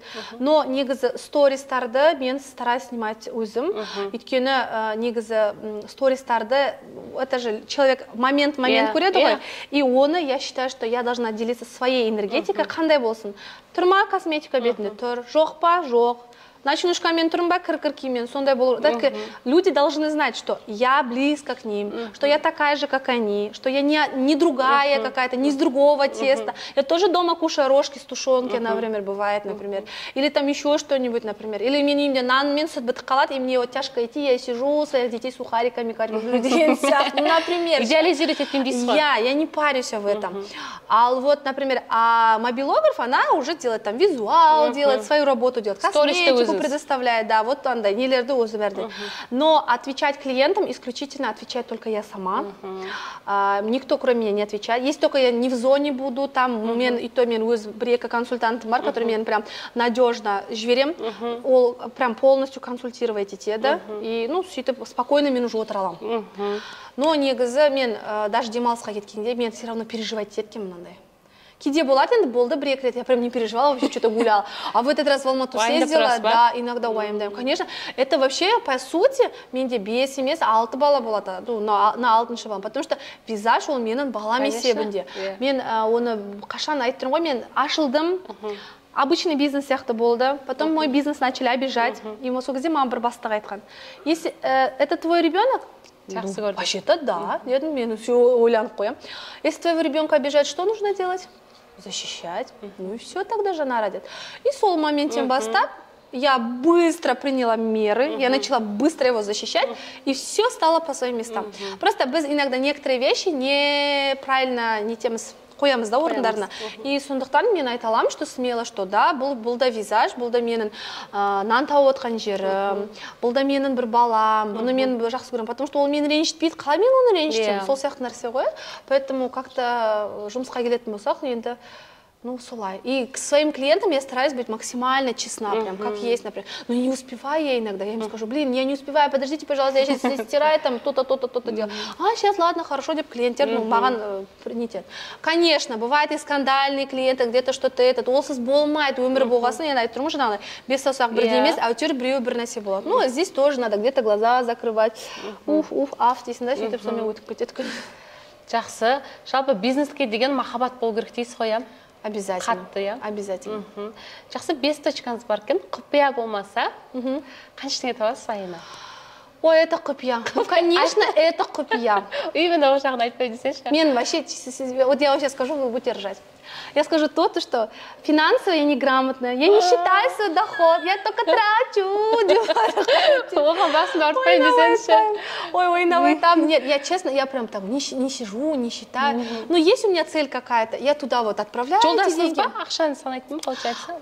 Я не могу сказать, что он сидит каждый месяц прям отчет делает и сидит там, ой, в этом месяце мы нашли столько-то, тых. Нет, ол андай ғой, күнделікті сіздердікі сияқты, нанға кетеді, сүтке кетеді. Но мен білмеймін, бірақ көбісі айтады, типа, негізі финансовая грамотность болу керек деп. А я не считаю. Да? Вот многие, конечно, со мной могут сейчас поспорить, да, что должна быть. Нет, я не говорю, что у меня в работе отчета нету. Нет, есть ревизия, стит на дамбар, не стит на дамбар. Но вот именно элементарно у меня с детства никогда нормально не было кошелька. У меня всегда деньги вот так были и вот так в кармане. Да? Но они всегда были. И мне всегда, когда говорят, кошелек алмайсың, или дарили мне даже... что он там есть? Кошелек есть, потом денег нету. Вот реально не знаю. А когда они вот так, они у меня всегда лежат. А вчера білесің, там деньги есть. Андай айтпай ма? Ақша қарым-қатасын дұрыс емес деп, мұжыл жатқанға ше? Да, айтат, оны да айтат. Но я не считаю, что я считаю, что деньги это все-таки инструмент. Да. это инструмент. Алмасу. Конечно, да, я их, может быть, люблю, но не так, что прям по-сумасшедшему, хотя так тоже, может, нельзя говорить, не знаю.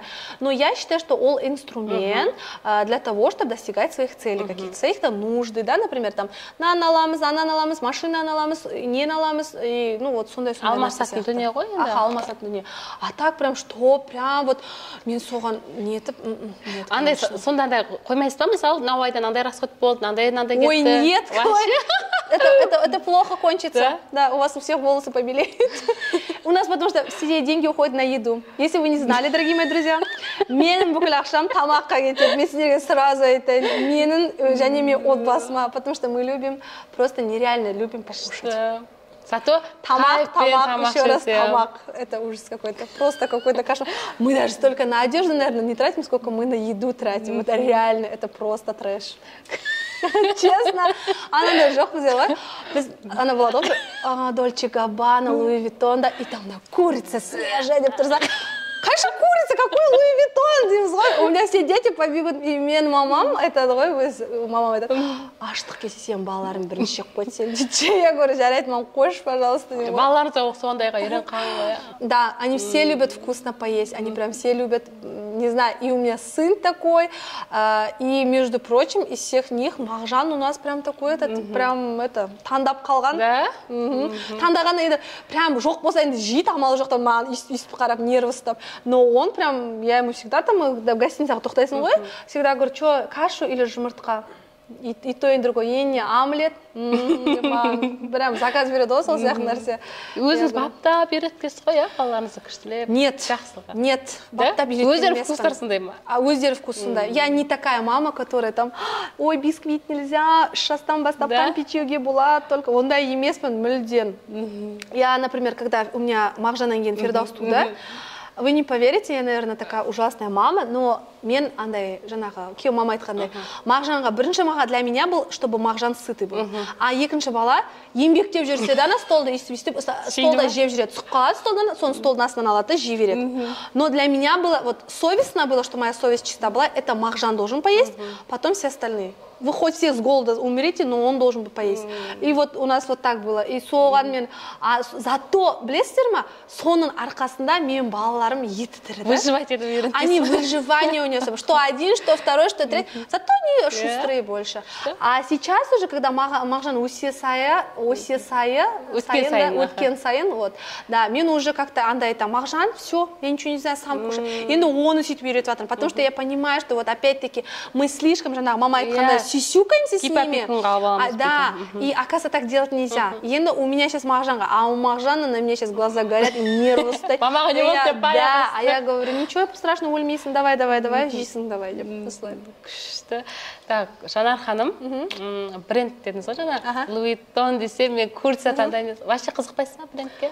Ну нет, у меня есть брендовые вещи, ну это мне муж подарил, да, но мне просто никогда, вот только сегодня я разговаривала со своими мобилографом и говорила, вообще это правильно интересно, когда люди покупают, вообще же, вот так же, например, мен біреуден көрдім, да, и здесь қойыпты, типа, вот я работала там, да, вот это, вот это, достижение істедім, мен соны алдым деп ше, и мен ойладым, блин, не ластимит кемін, я. И жена, а мама мобилограф, ну, Жанар, Татьяна, может быть, у вас просто это в норме, нормально, согласна, и так-то не писано.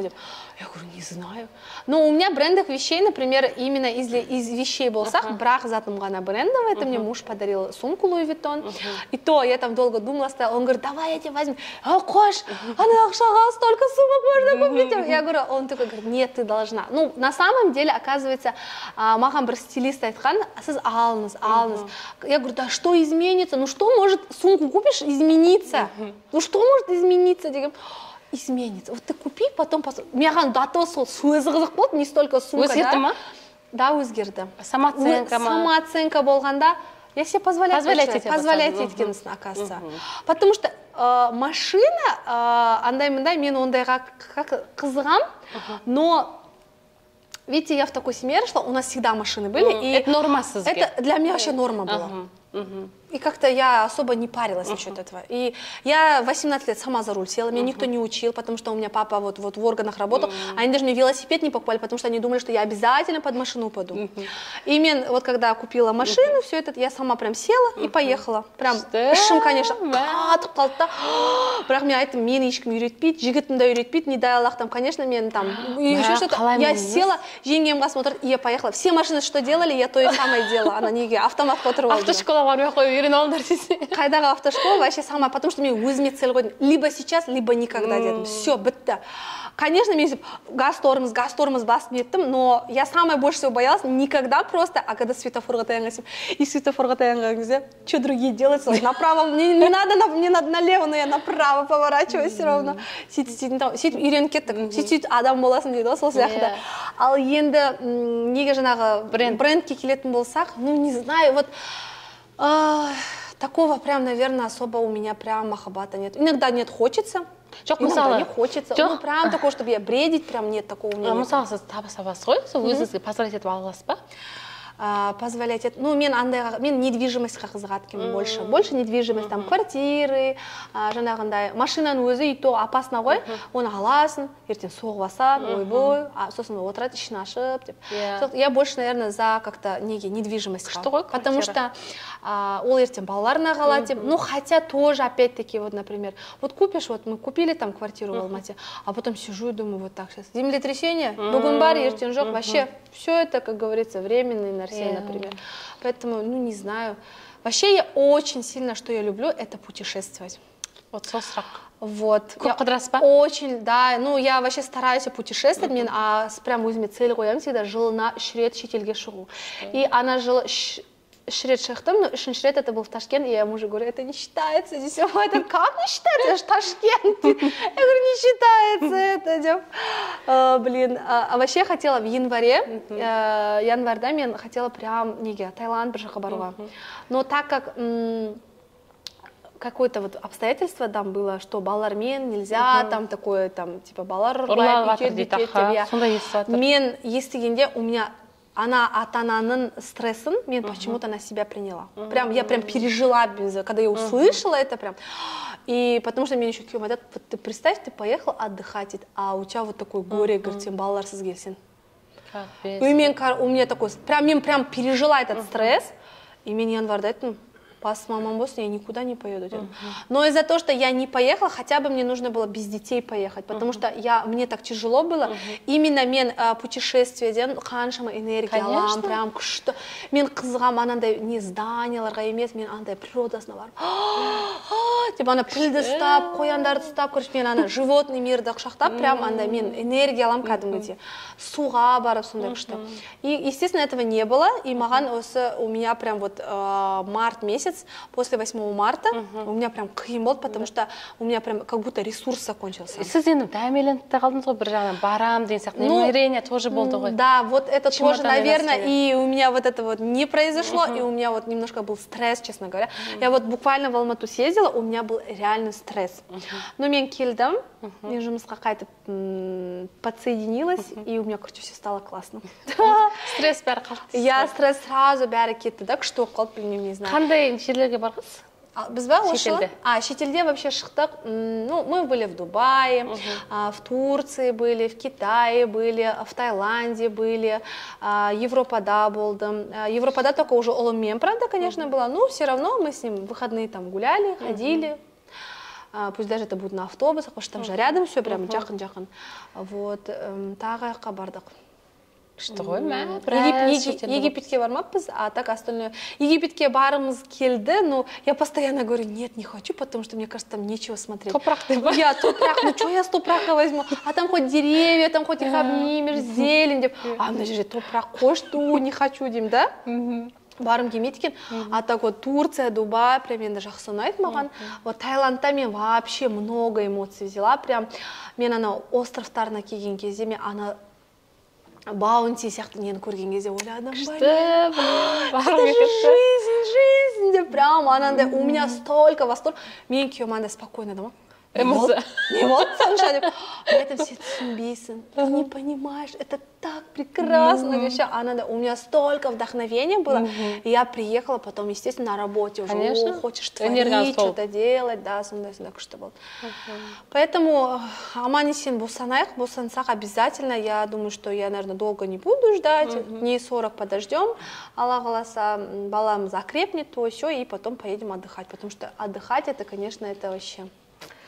Демалуға кеңес бересіз ғой, соңғы ақшам болса да дейсіз ғой, иә? Да, негізі мен бұрында и до визажа много зарабатывала хорошо, и сол кезде я могла себе позволять, но ол кезде я не ездила, и мен әлі де өкінемін, я айтамын, вот соны, что если бы я бы повернула, я, наверное, бы ездила бы и туда, и туда, и туда. А я ходила, собирала, то надо купить, это надо. Зачем это надо? Лучше бы я ездила бы в Европу, я бы ездила. Вот сейчас я бы хотела поехать в Африку и в Америку. Мне барым делать нет. Прям я хочу посмотреть, ну, в Африку барсан маман айтады, ойбай, балаларсыз барасың, ауру жұқтырып аларсыңдар деп. Сол сияқты, мама, понятное дело, любой маманың переживания. А так я хочу с мужем поехать в Африку и в Америку. А еще бы я хотела, чтобы мой муж тоже съездил в Европу, потому что и в Европу мы ездили с Маржаной вместе, а муж тогда не ездил. И я бы хотела, чтобы он тоже посмотрел, как это. И вообще я обожаю, прям просто обожаю күйеумен именно такое путешествие.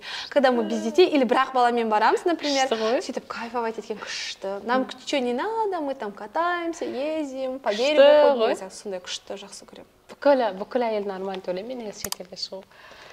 Ну, да, наверное. Енді люблю путешествовать. Самое сильное, что я люблю, это, наверное, да, путешествовать без всяких так. Жақсы, Жанар ханым, 5 точкам бар дедіңіз. Все-таки табысыңызды айтпадыңыз, құпия болып қалды. Табысы құпия болып қалды, қыздар енді ондайды айтпайды. Любой адам, это нормальное явление, любой бизнесменнің несі.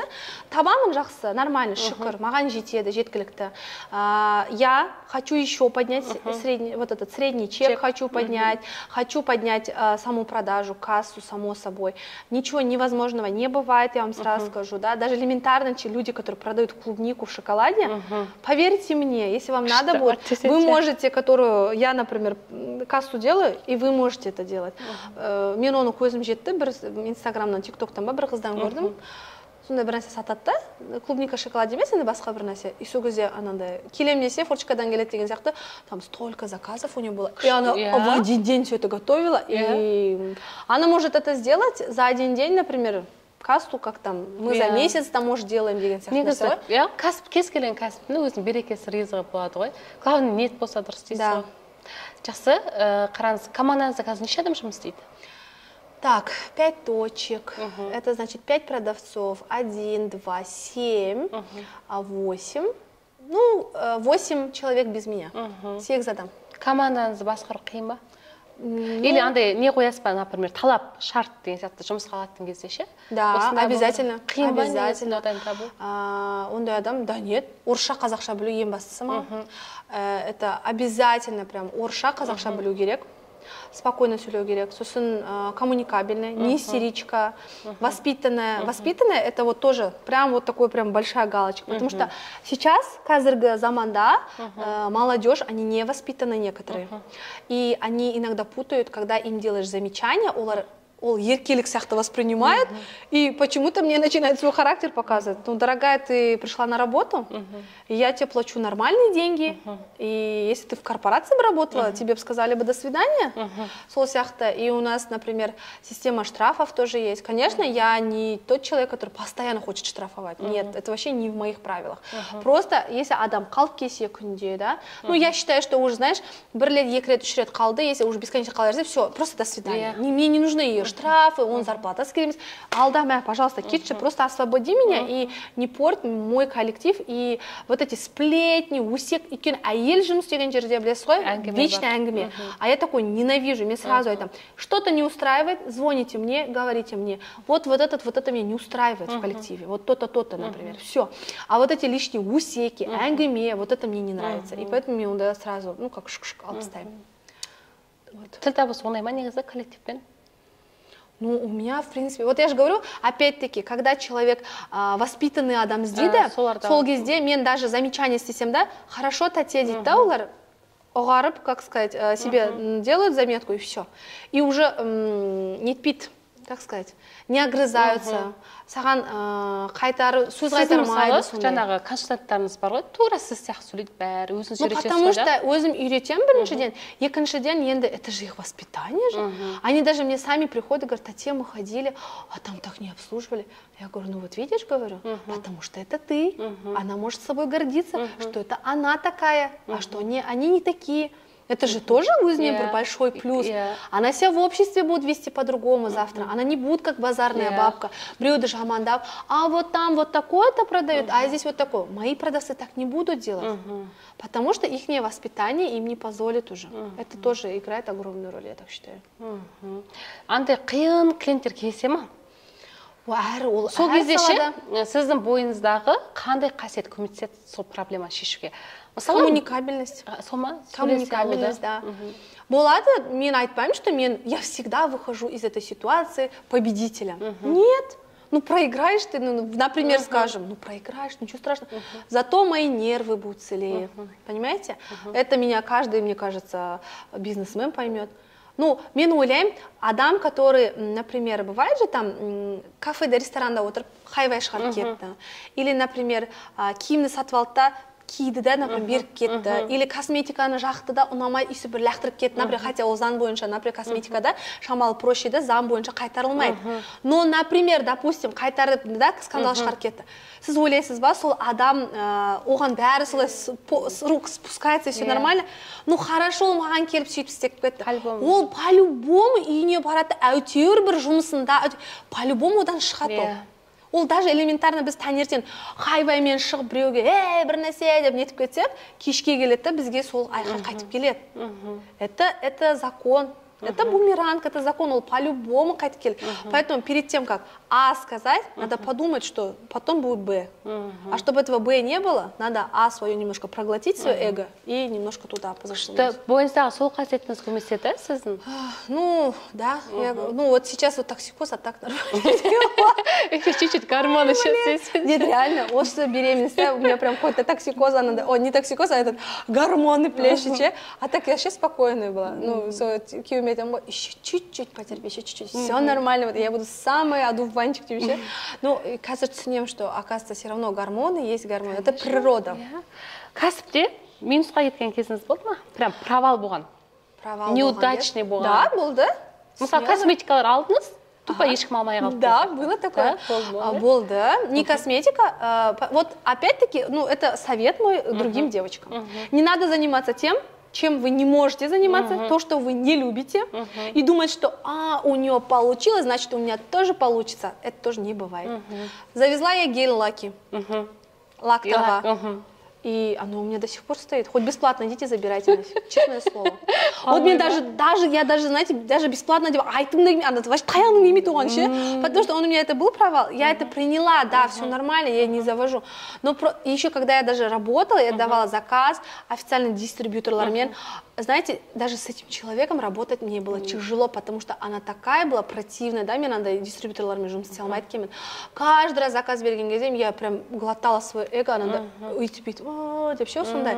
Хотя так тоже нельзя, надо свое же отстаивать. Но суть в том, что если ты эту сферу не знаешь, да, там же тоже надо, какой гель-лак правильный, неправильный, там база, топ, который хорошо.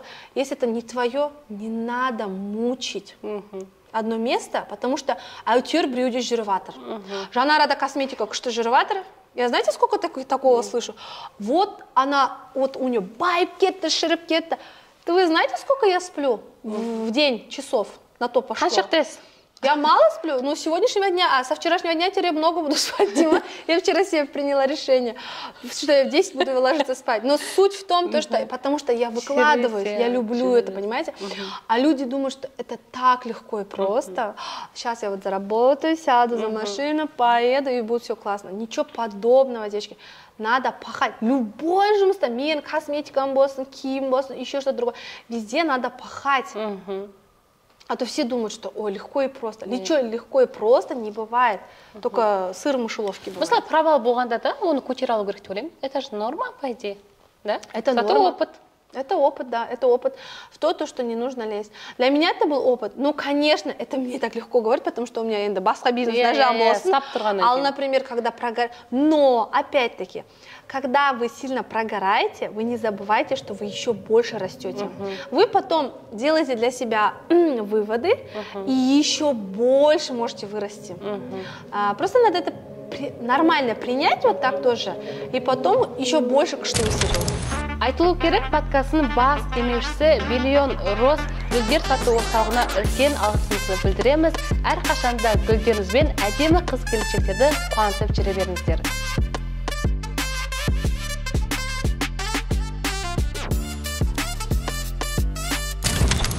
Жанар ханым, мысалы жаңа айттыңыз ғой, мен жұмыста постоянно жүрем, да, надо пахать деп айтып жатсыз, кейде бола ма жұмыстан шаршап, просто жатқыңыз келеді, анда уже все, шаршадым деп, или депрессия там, или выгорание деген сияқты бола ма онда? Ну, насчет выгорания мен жаңа айтып кеттім сізге, ал енді демалысқа келетін болсақ, мен үйде, мен алам кейде выходной, жатам, но мен жата алмайды екенмін, мен сондай адаммын, мен өз-өзімді там люблю, я не знаю, там, сол күні мен блинчик пісіріп кетем, потом я еще что-то делаю, потом я еще что-то пеку, сол мен, короче, сондай күн болып кетеді целый день. Но в любом случае меня постоянно на работу тянет.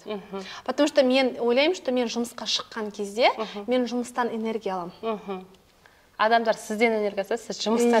Мен жұмыстан энергия алам, прям меня вдохновляет это, потому что. Қалай үлгересіз бәріне? Жұмысқа, үйде тамақ істеуге, балаға, бүкіліне қалай үлгересіз? Білмеймін. Делегирование деген бар ма сізде? Нет, делегирования у меня нету. Ну, у нас есть няня, которая... няня бар ма? Няня бар, которая кейде келеді. Там 2 күн келеді, 2 күн демалады деген сияқты. Прям не постоянно, конечно. Ол бірақ мағжанға ғана қарайды, и все.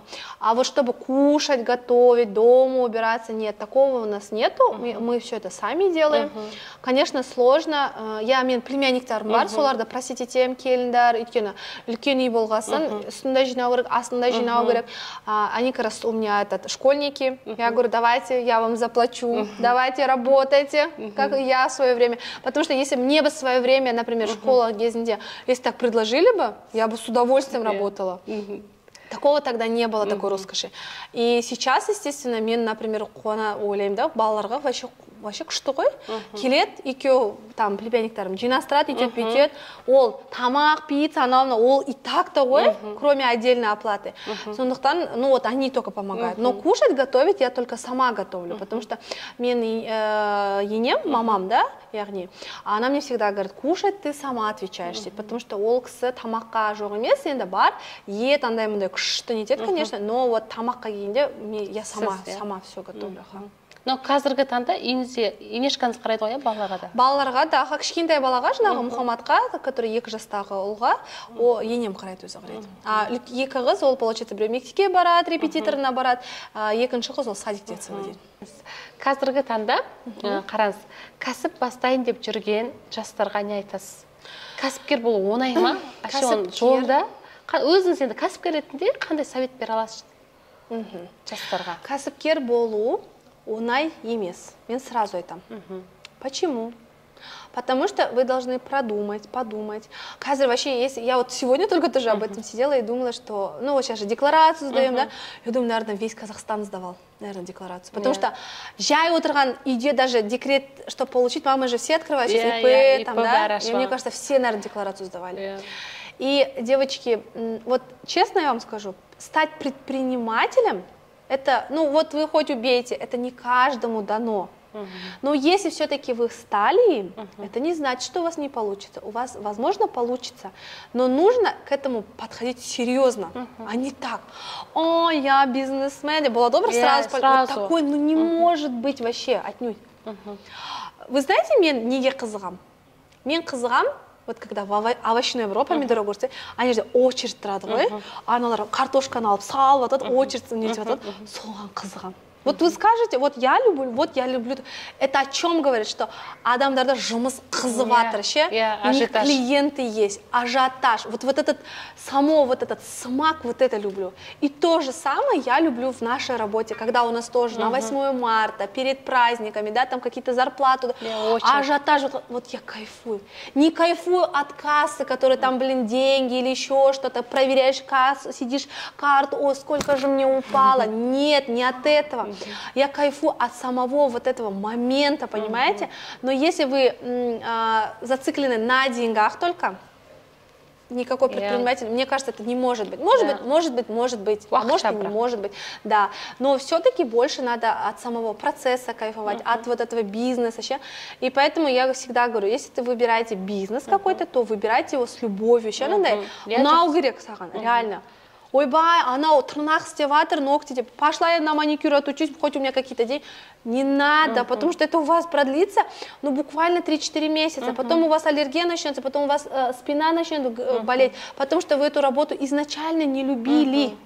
А вы потратитесь больше, чем изначально выкладывались. Поэтому надо идти к той работе, которую вы любите. Ну, нравится вам работать секретарем, например, да, на кого-то. Работаете. Я раньше, мне нравилось, я так думала, тоже я буду секретаршей сидеть там, например, сейчас за компьютером или банковским работником. Везде можно подняться, даже элементарно на наемной работе. Если бы я сидела бы сейчас в корпорации, я вот смело говорю, пусть... Не знаю, будут же люди смотреть. Если я бы сидела в корпорации, я бы сидела бы там, начинала бы секретаря или там каким-нибудь обычным помощником инженера, я знаю, что я обязательно поднялась бы. Я бы сидела очень на хорошей должности. Я вам это гарантирую. Честное слово. Почему? Потому что мне любой жұмыс істесем, мен прям с любовью переліп күшті жұмыс істеймін, да? Потому что маған ол нәрсе ұнау керек. А иначе я вообще ее не делаю, например. Как менің мамам айтады, сен жалыққансың, бірақ үй жинаса, сен күшті жинайсың. Либо вообще я не делаю. Стим зато от души. И сондықтан я, например, считаю, что если вы идете в корпорацию работать, тоже, пусть это наемная, да, сейчас очень жақсы төлейді ғой зарплатаны. Там тоже можно сидеть по 4-5 миллионов зарабатывать. Если ты на хорошей должности, хорошо зарабатываешь, хорошо должность, да, и ты там поедешь на какие-то там командировки, и там можешь сразу путешествовать, сразу можешь там другое делать. Поэтому ограничений нету. То же самое в банковской работнике. Будь ты там какой-нибудь, я не знаю, обычный инженер, или там, я не знаю, оператор, или кассир, по-любому, если ты хорошо себя показываешь на работе, ты послушный, что ты с кассира вырастешь на менеджера, с менеджера там еще выше, потом еще командировку, и там гляди, и ты сидишь, и там директор филиала, потому что хороших сотрудников, послушных, которые хорошо, грамотно работают, любят все. А которым, постоянно противоречат, вечно жалуются, шкнют, которым вечно все надоело, и все не то, их никто не любит. Поэтому я считаю, что просто еңбек ету керек, қыздар, еңбек ету керек. Еңбек етсеңдер, бәрі болады. Еңбек етпесеңдер, ешнәрсе болмайды. Что там? Қандай жұмыс болса да, махаббатпен жасау керек дейсіз ғой? Да, обязательно. Ақшаны уайымдамаңыздар.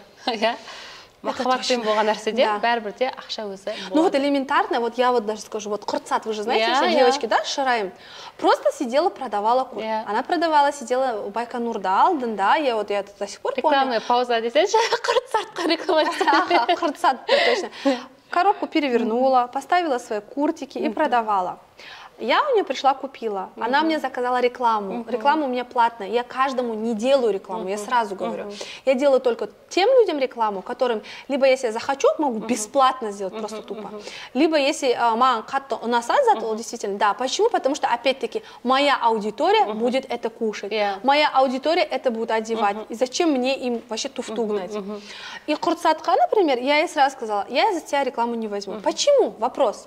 Потому что я в ней увидела себя когда-то. Когда я-то продавала курт, я подумала, что девочка, несмотря ни на что, не посмотрев, ялма сидит на Байконуре, там продает курт, она свое эго переступила, и сейчас что? Сейчас у нее целое, там, как цех производства. Ну, ничего производства нету, но цех целый есть там у нее, да? Поэтому кім өсем дейді, қыздар, ол любой адам өсет. Просто это надо любить свое дело. А когда человек любит, у него фантазия так тын-тын-тын-тын-тын-тын-тын-тын рождается каждую минуту, каждую секунду. Так, жаңа әңгіме барысында реклама дедіңіз. Гонорарыңыз қанша? Реклама? Ну, у меня рекламы вообще нет, это как называется, недорогая, всего 50 тысяч тенге. Делаю я ее выборочно, сразу говорю, да, я выбираю, я говорю, там, спрашиваю, что у вас, какая страница у вас, что вы там позиционируете. Есть люди, которые даже мне отправляли вот так подарки, и я, честно, я назад им не отправила, потому что неудобно было, но я и не показывала. Есть вещи, например, потому что мен оның бәрін ұрсат сұраймын. күйеуімнен рұқсат сұрайды екенмін. Күйеуім маған нет десе, мен нет деймін. Күйеуім продюсер десеңші? Да, он как мой продюсер, он мне реально говорит, да, ұят болады, ұят болмайды. Есть все равно, біз қазақпыз, салтымыз кейбір нәрсе ұстауымыз керекпіз, поэтому есть вещи, которые постыдные нельзя, есть, которые можно. Например, элементарно там, мне отправили в нижнее белье, но я же не выйду в нижнем белье, қаншама туысым көріп отыр, ұят емес па? Я, конечно, сразу им говорю, я могу показать так просто, например, или еще что-то, но вот так прям не могу. Домашняя одежда без проблем, там, орамал, и то это все хорошего качества болса, мен обязательно реклама жасаймын. Что касается ресторанов, если вы интересуете вот рестораны, да, я сразу говорю, если я отмечаю этот ресторан, значит он реально зашел, реально вкусно. Но если я пришла и сказала, о, мы сегодня пришли туда, но дальше я не отмечаю ничего, значит мне там не понравилось. Но біреудің нанын мен ешқашан кеспеймін. Мен андай скандалить етіп, о, сегодня мясо было сырое, на-на-на, деп, олай мен никогда не етпеймін. Потому что ол да біреудің наны. Если человек нормальный, он должен и так исправиться. Я, может, там замечание сделать через так. Официантқа все. Біреудің наны не кескім келмейді. Ақысына өткім келмейді, я. И в дальнейшем, например, этот человек, который я сделала замечание, если он прислушается, он должен прислушаться. Если он нормально своим бизнесом ладит. Если он не прислушался, это опять его проблемы. Значит, он долго не протянет. И все. А там скандалить это нет. А такое у меня бывало, миллион раз бывало, что мне так хотелось вот так, блин, снять и сказать, даже истерично. Но ойлайсың, құрсын, Жанар, сабыр, успокойся, деп, например. Сіз просто кәсіпкер болғаннан кейін түсініп тұрсыз ғой адамды. Ну, вы думаете, каждый так понимает? Ой, бай, нет, вы что? Сколько раз такое было, что и скандалит. И сами же, вот, например, у меня даже в моей жизни было такое, что я работала официантом, у меня знакомая была, она работала официантом, и она официанта вот так делала. Ты ча, на-на-на, вот так. Я сама думала, господи, ты сама официантом работала. Если тебе так бы делали, ну ты скажи, сен адамсың, аузымен айтсай, мынаны дұрыстап істе, мынау осылай. Но если человек так не может, значит, уже человек зазвездился, у него эго 2-3 раза выросло, и ну, он себя так ощущает просто. Сіз жұлдыз ауруымен ауырдыңыз ба? Звезданы стадыңыз ба? Не знаю, но это, наверное, люди могут сказать. Я как могу сказать себе оценку дать? Нет, наверное. Да? Ну, не знаю даже, у меня такого не было, чтобы я прям... Бір темпте жүресіз. Вот я могу сказать, что вот, да, во время беременности где-то, может быть, кто-то может подумать, что я зазвездилась, но это все-таки гормоны. Но вот именно вот просто так, чтобы вот так, нет, я такого у меня не... Да, я часто слышу через себя, через кого-то, что говорят, что я өзінше. Көбісі ойлап қалатсыз. Потому что я могу это объяснить. Во-первых, моя походка, да, я даже вот так не сижу, сейчас сижу, например, да, я вот так сижу. Мен ол биге барғандықтан, это все равно вот это остается. И вот эта осанка, она о многом говорит. Может директор какой-нибудь прийти и вот так сидеть, вы даже в жизни не подумаете, что директор. Автоматически. Нет, это на самом деле это играет роль. Да, элементарно, Жанна, мен айтты ғой, даже мен сатушым, например, как я говорю, да, например, біреу жаманда, это же тоже воспитание же, и оның несі, мәнерлігі, этика, эстетика деген сияқты нәрселер. Вот это, как ты себя ведешь, например, да, и я сама по себе, у меня харизматичная, вот я сама, я себя, естественно, вот так веду. Ну почему мен Өлімсіреп должна вести себя? Ну как вы думаете, я должна вот так? Жанарочка. Вот так, карапай, вот совсем вот так. Но это нет, это вам удобно может быть, но мне так неудобно. Мне удобно ходить вот так, улыбаться и вот так ходить. Но это не значит, что я өзінше. Я просто такой человек. А есть люди такие, которые, да, серьезные и вечно как будто злые, но на самом деле они не злые, ну просто олардың вечно қабақ түйіп тұрады. Это мой муж. У него вечно қабақ түйіп тұрады. Еще у него спрашивают, что у тебя настроение? Нормальное настроение у меня, нормальное настроение. Это такой человек. И поэтому надо нормально воспринимать. Просто без сөйтіп ойлаймыз заранее уже, ой, она такая идет, типа, еще мен походкам вот так, не биге қатысқасын. И все думают, что, ой, Жанара, значит, такая, өзінше кетіп бара жатыр, например. Но зачем ты за меня думаешь? Это же опять психология, девочки. Вы думаете за кого-то, вы за кого-то строите картинку. Я не такая. Если прям я такая, ну, значит, это ваши догадки. Я совсем по-другому себя оцениваю, Дима. Те қарапайым екенсіз. Ой, құлай айтпаңыз, прям қарапайым деді. Простой тоже быть нельзя, знаете. Адамдар простоту принимает за простоту. И многие да, обесценивают, многие вещи недопонимают, и вот типа как будто ты им обязан, да, вот такой, а я ведь никому ничем не обязана, им тоже никто не обязан. Поэтому вот такие вещи, я считаю, что, скорее всего, люди должны понимать. Баланс болу керек қой. Иә, баланс болу керек в любом случае. Суыңыз ішамыз. Айта беріңіз, сұрақтарыңыз қоя берейін, иә. Соңғы кезде сіздің парақшаңызда вайн пайда болды, иә? Алтынай ханым майкап жазғанмен вайнер болып кәдімгідей күшті приколдар түсіріп жүрсіздер. Бұл кімнің идеясы? Және де оған сіз қалай келдіңіз? И күйеуіңіз қарсы емес па? Продюсерім менің күйеуім, ол қарсы емес, біріншіден. Если бы қарсы болса, он мне уже давно сказал, с ума не сходите. Екіншіден, чья эта идея была именно с Алтынай, это Алтынай идея была, она мне говорит, давай рилсы снимать, давай рилсы снимать. Я говорю, ну давай, давай. И все идеи это Йоны. Я говорю, ну давай, она говорит, ну давай ты вот так вот. Говорит, все, мы скоро в Алмату поедем. Я говорю, ну давай, давай. Я говорю, шақырса айтасың, мен дайынмын. Мой чемодан всегда готов, я всегда с тобой готова ехать. Это все ее идеи, конечно, без проблем. Она же быстро монтирует, это просто вообще какие-то в секунды происходит. Мы там за 10 минут можем сразу 3 вайна снять, наверное, без вот этого переснимания, даже не переснимаем. Иткена мы снимаем, и ха-ха-ха, потом за видео стоим, я говорю, вот я, вот, короче, вот так. Сами поржем, поэтому, короче, ну вот как-то, это ее идея, не спорю. Потом, то, что я уже дома снимаю с мужем, естественно, это я его там говорю, Жан, давай, надо сделать. Жан, ну пожалуйста, нет, нет, значит, ты меня не любишь, ты меня не любишь. Он говорит, ладно, жарит, брею. Ну, ему один раз даже понравился Кылышбека играть, короче. Он говорит, что я Кылышбек похож, вообще не Кылышбек. Я говорю, ну да, ты вообще не Кылышбек. Вот это еще его сөзі Кылышбектен вот этот. Да ты чё? Или как? Что, серьезно, что ли? Прям что и нажрет меня это. И, между прочим, часто пишут прям, что типа, күйеуіңіз масқара, прям как актер сияқты, даже лучше, чем вы играете. Мен оны айтып қойсам, одан сайын көпіреді ғой. Деп ондай нәрселер дейді. Күшті кәдімгідегі вайнерлеріңіз күшті шыққан. Кәдімгі көп просмотрда жинаған, иә? Бірақ сіздерде ожидания жоқ. Ожидания жоқ. Атып кетеді, өйтіп кетеді. Просто тупо сұрай бересіздер и все. Да, я вообще не знаю вот это, во сколько выкладывать надо. Говорят, вообще есть такое время, да, в Инстаграме. У меня нету. У меня вот захотела сегодня, значит, вот сейчас в час ночи выложу, значит, в час ночи. Захотела там, блин, я не знаю, в 4 утра, значит, 4 утра. Вот такого нету, потому что нужно ради Инстаграма, чтобы выстрелило.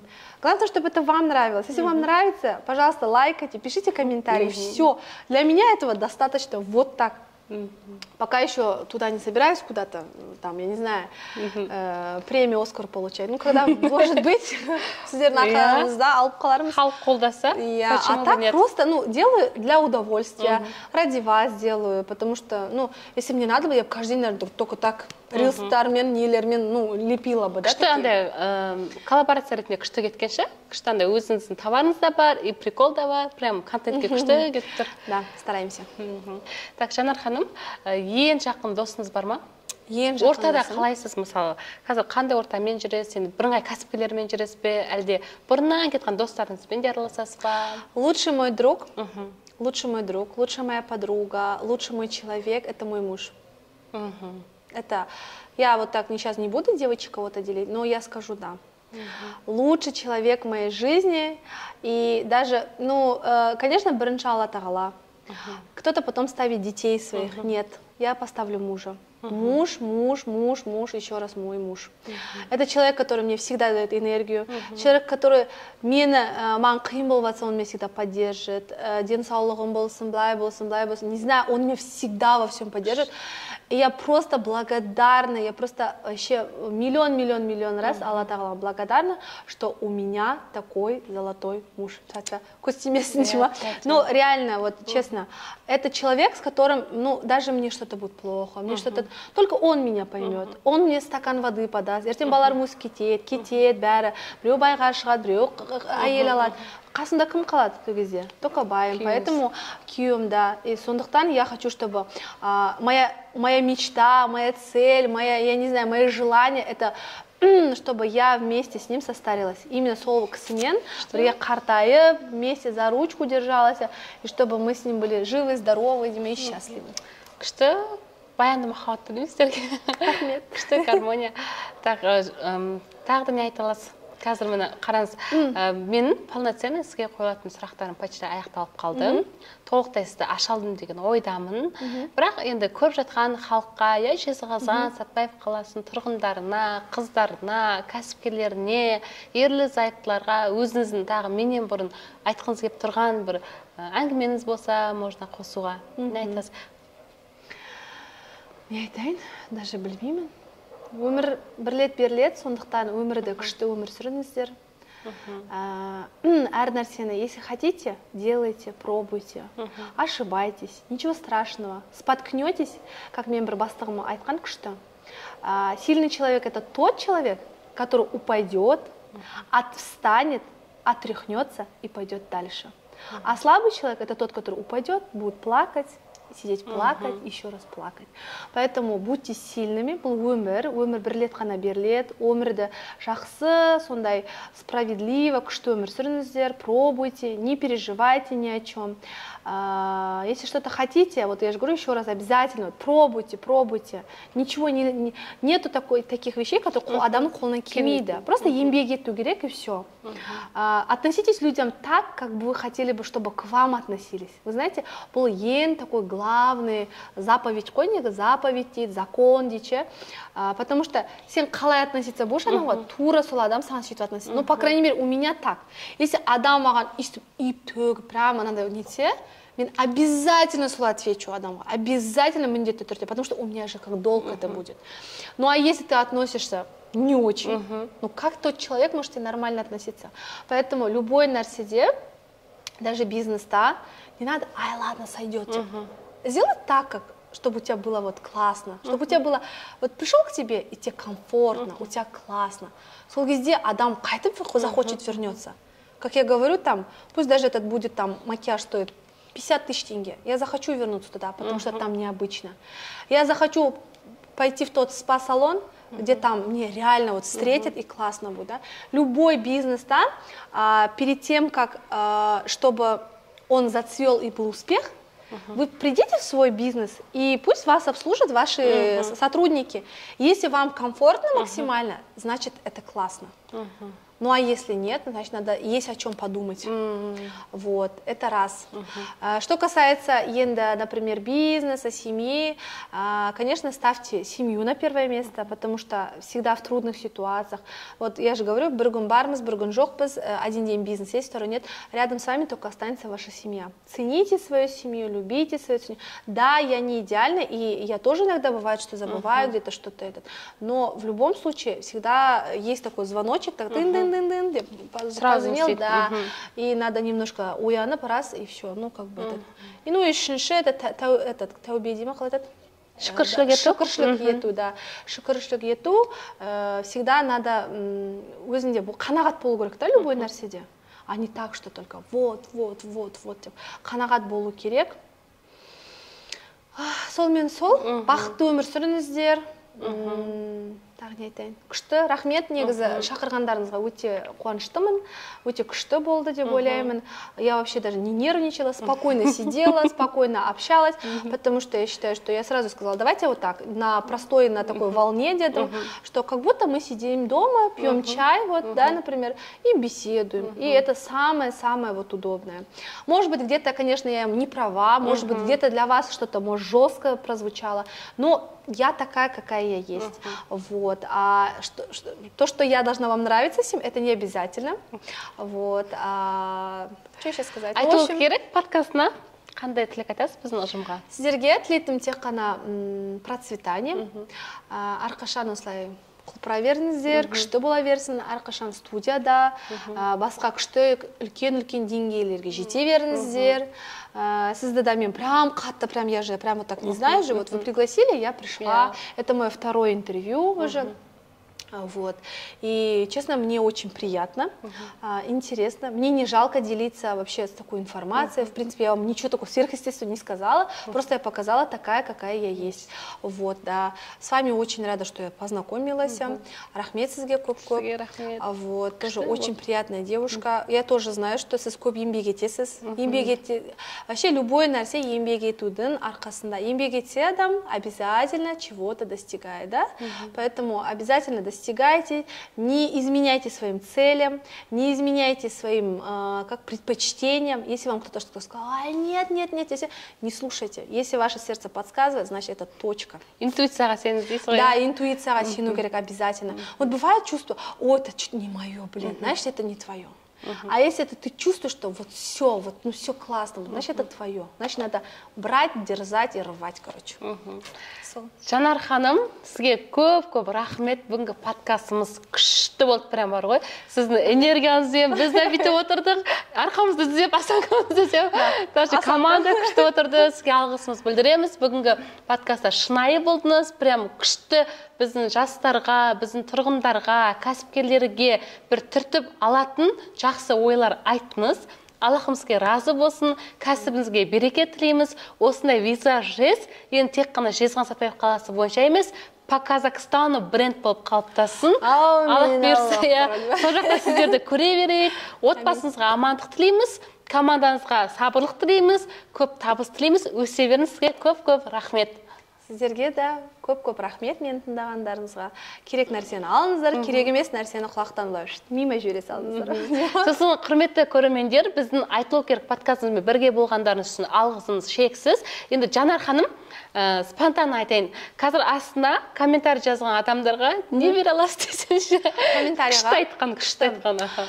Ну, давайте, сколько человек? Давайте 3 человека выберем, да, 3 человека. 3 человека выбираем. Так, күшті комментарий жазған, бірақ шынайы болсын, да, шынайы күшті комментарий, это не значит, что что-то надо там сверхъестественно придумать. Шынайы күшті комментарий, сол шадамға я дам, так, можно Victoria's Secret спрей, классный. Потом 1 набор кистей. Тема.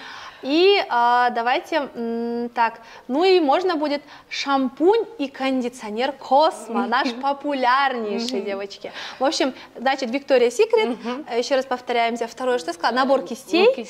И третье, это будет шампунь и кондиционер от бренда Космо. Сондықтан да, құрметті біздің көрермендер, комментарийға өздеріңізге алған күшті инсайттармен, вообще осы подкаст қалай болды, Жанар ханымға айтатын күшті тілектеріңіз болса, біздің ұжымға айтатын тілектеріңіз болса, жалпы бүкіл комментарийдің ішін қараймыз. Жанар ханым өзі таңдап, давайте совместно бірге. Давайте совместно, да. Я на себя ответственность такую не брать не хочу. Продюсер зорға баршысыз. Бірге таңдап, яғни 3 адамға визажиз брендінің арқасында күшті сыйлықтармен қуантатын боламыз. Келесі подкастта кездескенше сау болыңыздар. Сіздерге көп рахмет.